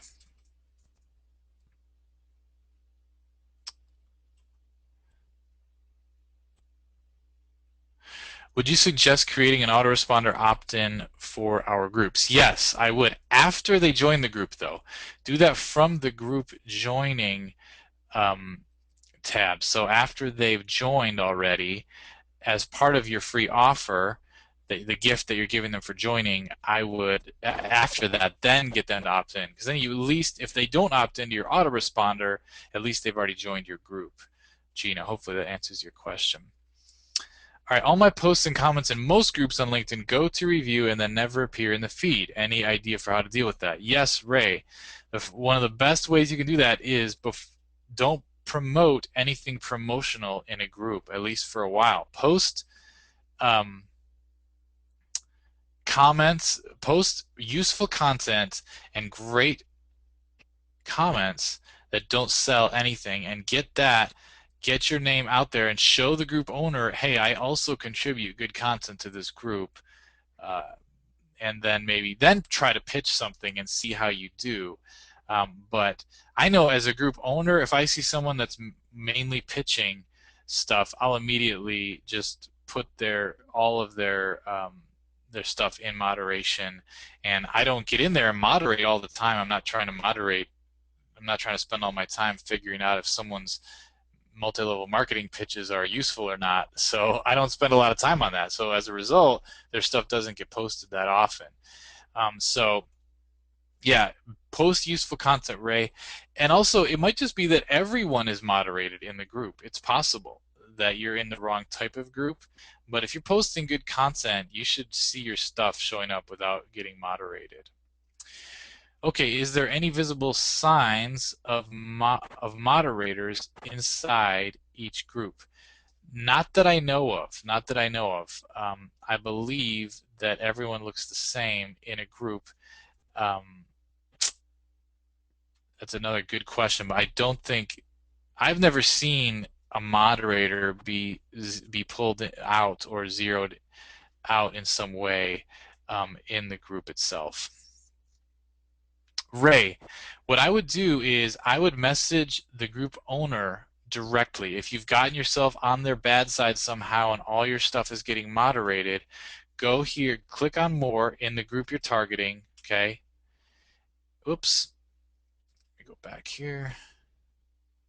Click on more, and then down here, go to group profile, and then over here on the right, you're going to see the owner, and you're going to see the managers. And you can actually just go to, if you just, I mean, if you just scroll over their name in the group, their name's going to pop up. And right here, you can just send them a message. Since you're in the group, you're a member, it'll let you send a message to them directly. And you can just say, hey, just noticed, I've been posting, I've been commenting, but it never shows up. Is there anything I can do about this? Or just hear from them directly. Be polite. Don't be rude. Be polite. Say thanks for all you do. Thanks for setting up this group. It's so much great information in here. And I'd really like to be able to interact, but I notice my stuff's getting moderated. Maybe there's rules. Maybe you haven't read the rules. I don't know, but I would message them personally.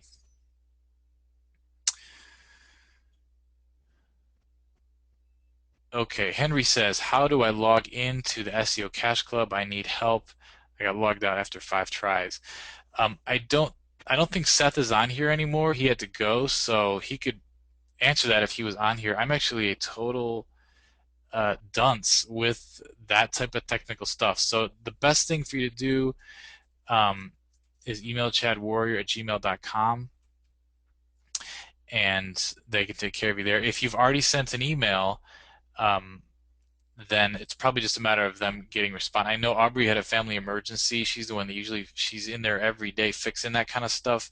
but she had a little family emergency, so she might not be able to fix it right away today, but I'm sure she'll be on there hopefully tomorrow, and she'll be able to get you access to that. But also, you might have a cookie issue if you keep getting logged out.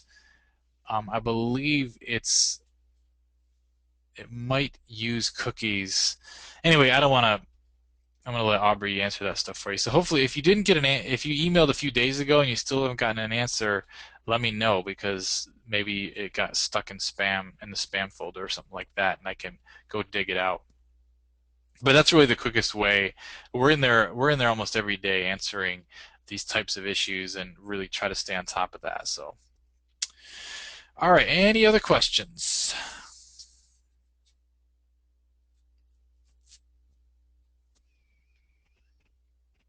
Any other questions? Great questions, by the way, folks. Great questions.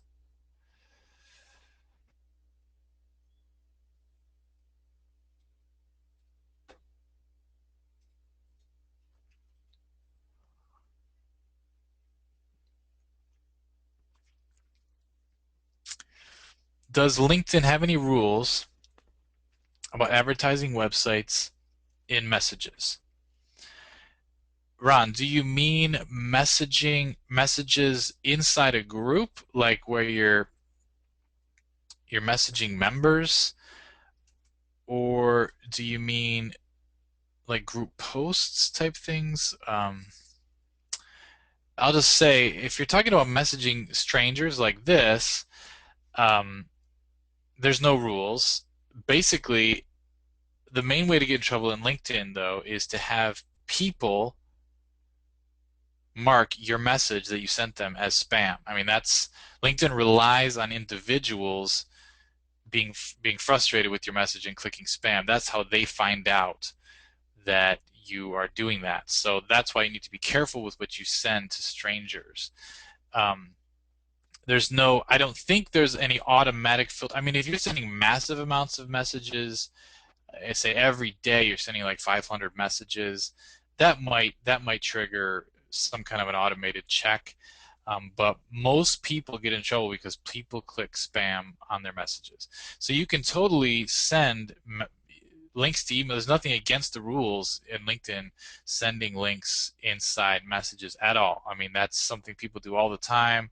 There's nothing wrong with that. Even posting links on a group, that's very common. That's majority of what you'll find in groups is people posting links to blogs and external stuff.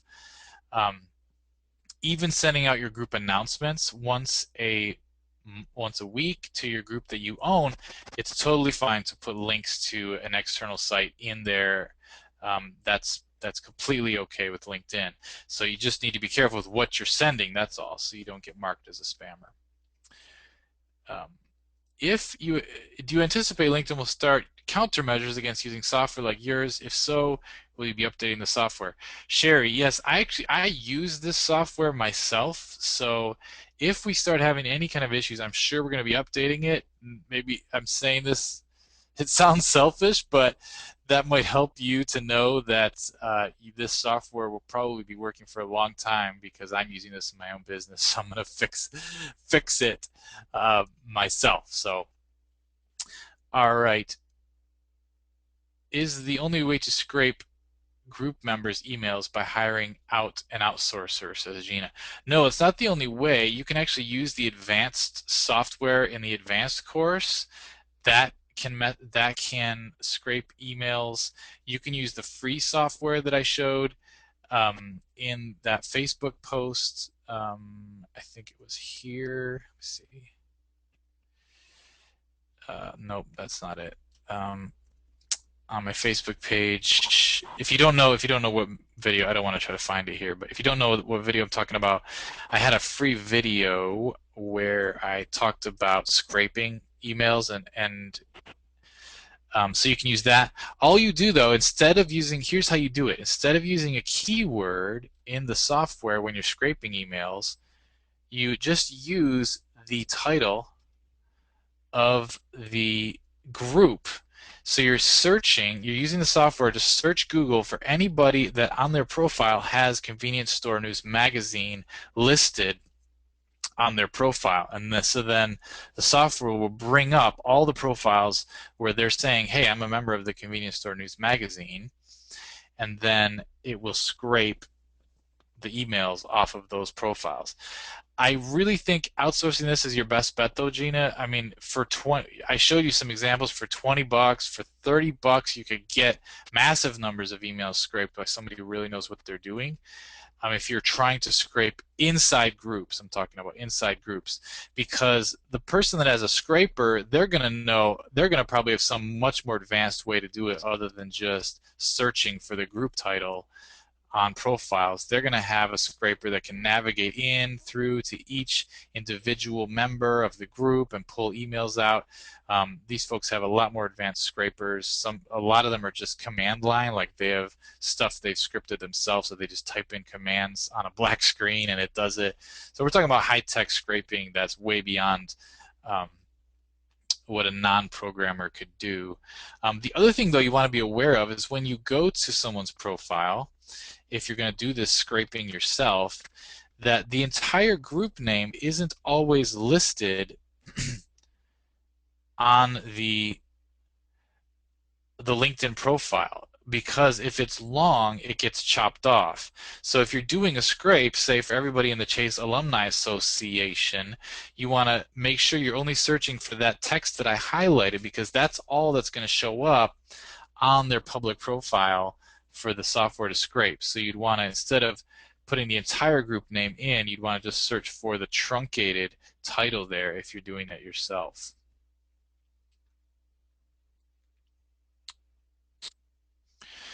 Danny, I do not talk about LinkedIn advertising much because it's pretty much the same as any other pay-per-click platform. If you've succeeded in one pay-per-click platform, you can succeed in LinkedIn as long as it's not cost prohibitive. I mean, it's like $2 a click.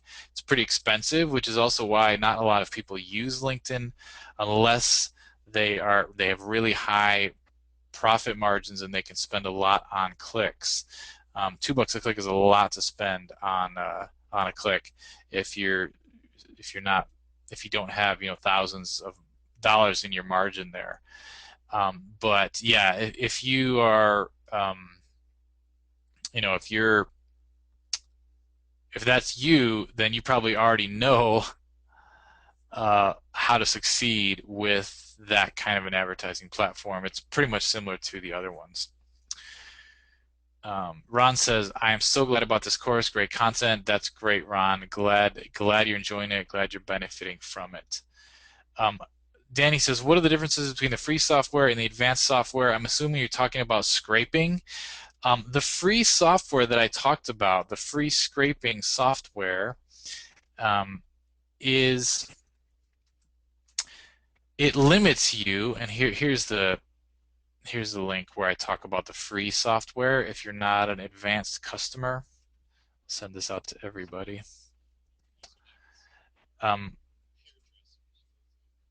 Send that to everybody. The big difference is that the free software doesn't use CAPTCHAs. It doesn't use proxies. So this software scrapes Google for the LinkedIn profiles. So it does something like this: site linkedin.com, and then it does convenience store news. I don't even know if I spelled convenience right. So what it's doing is it's scraping people's profiles. It's probably something more complicated than this, but it's scraping people's profiles that have convenience store news listed on it as a group, and then it's pulling the email off. But it uses Google to do that. So what happens is if you're using the free software, it limits how many times you're allowed to search. It limits the number of results that you get, because if you do this too much, your IP address gets banned by Google. So the free software is trying to keep you from getting your IP banned. If you use our advanced software that you got with the advanced course, then it uses proxies. So every time it hits Google for a search, it uses a different IP address. So your main IP address, your personal IP address never gets banned. So that's the main difference. There's other differences too. You'll see when you get the advanced software, it does a lot more than just email scraping. It does all types of connection growth and automated LinkedIn profile generation. And really, it's for just a high level of prospecting and group messaging. Um, so it does a lot more. But as far as the scraping part, the main difference is that it can hide your IP address so you can get many, many hundreds more results than you can with the free version that I had talked about in that video. If a scraper logs in, Larissa asks, if a scraper logs in as myself to a closed group, does it present a risk for me? Um, no, the only risk is what I talked about in the first session, and make sure you watch the session where I talk about the software um, right here, August 20th, because I talk a lot about proxies and the limits that LinkedIn has, because LinkedIn has a limited number of times you're actually allowed to click on anything on their site. I think it's like 3,000 or 5,000. And when you're using software and you're logged in as your account, you'll hit this limit eventually. That's the main thing. Especially when you're talking about scraping, the main issue is going to be just the page views on LinkedIn that you're generating with that scraper. Um, but the free scraper that I'm talking about, if you're using one of our software tools, you don't even need to be logged in when you're doing that. Um, so that decreases your risk a lot, although LinkedIn still can tell what your IP address is. So anyway, that's the risk. Does the software have proxies? The advanced software does not come with proxies. You need to provide your own proxies. Um, all right. Danny says I don't know how to use the software yet. There's no explanation. When you attend the advanced session, Danny, you'll get the full instruction on that software. We're going to talk all about it and give you all the tactics that you need to know for how to use it. All right, if anyone is wanting to take advantage of what you are learning to do yourself do yourself a big favor and upgrade to the advanced course, says Ron. Thanks for that testimonial, Ron. Can my profile log into different cities on the same day and not be banned? Yes, we do this all the time. I have my assistant in the Philippines logging into my account. I have some virtual assistants over in the Detroit area, and I'm logging in here in Chicago. The only thing that happens is when you log in from a new location, sometimes LinkedIn will send you an email to your main email address just to verify that it's you. And they'll say, hey, if that was you logging in from, the Philippines, please click on this link just to verify it. And then once you do that, then that IP address seems to be whitelisted as far as, there's no problem with logging in. So still, Gina, you want to be careful of IPs. If you're doing stuff that's against LinkedIn's terms of service, like massive automation software and stuff like that, you want to make sure you're hiding those IPs from Google, from LinkedIn. You don't want them to tie them all together, because if you get in trouble, they'll connect every IP together that they can find and just slap you all upside the head, all your accounts. So can we use proxies from Hide My Ass VPN Pro? Yes, you can use those proxies as well, Dan. That'll work just fine. You can use the Hide My Ass little software that they download, and then they'll be the ones, that software will be controlling the IP that's shown to LinkedIn at that point. Just double check all that, though. You can easily check it in the software itself. Just go to whatismyip.com and make sure whatismypaddress.com, make sure that the right IP address is registering inside the software. Okay, Larissa says, I was referring to the outsourcer scraper with a different IP address. If he logs in and starts scraping with being logged in as me from a different IP, is it a problem? Some groups might not approve of my outsourcer scraper to join them. I see what you're saying. Yeah, Larissa, I would not recommend that you give your account to an outsourcer to scrape. Just plain and simple. If you're having trouble of him getting him getting approval to join a group, I would just create a dummy profile that is just exactly what that uh, that group owner wants to see.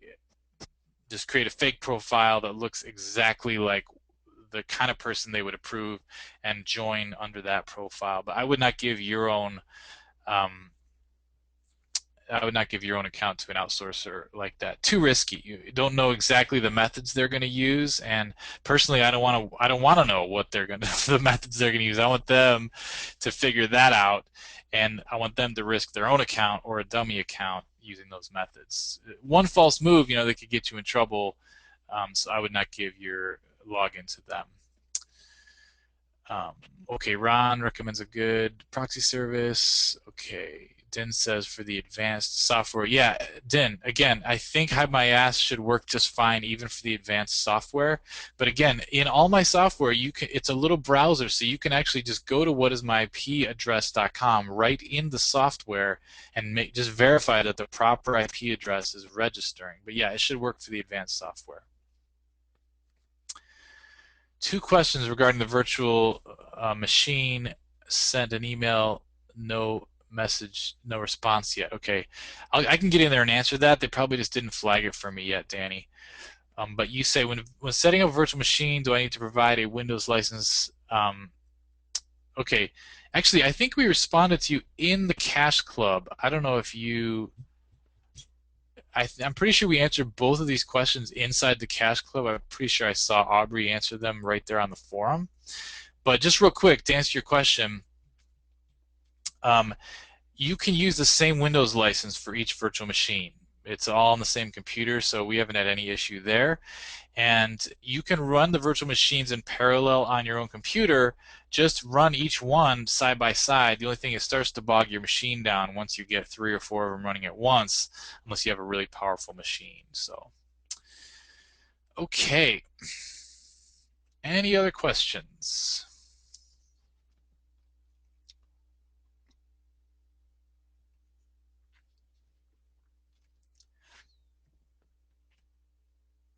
Going once. Going twice.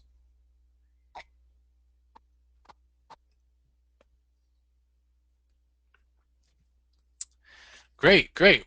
I seem to have answered everyone's questions. Well, we have one more session. John says, "Thanks, Melvin." Yeah, you like that name? I think we got that name off of um, fakenamegenerator.com, which is, by the way, a great site to use to create.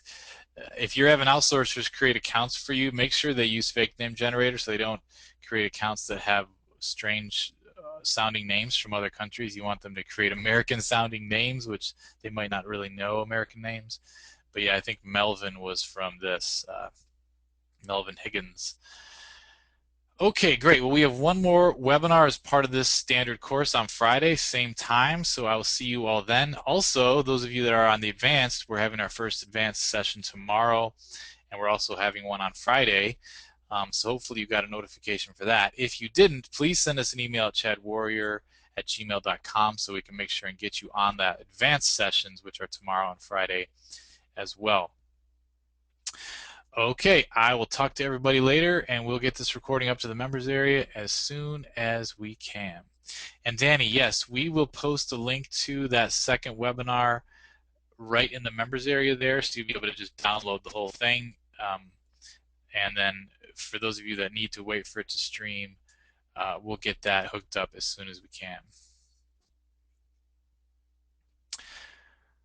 All right, everybody, have a great afternoon or evening or day, wherever it is for your part of the world. And I will talk to you all either at the advanced session tomorrow, or I will talk to you on the next standard session, which is Friday, same time.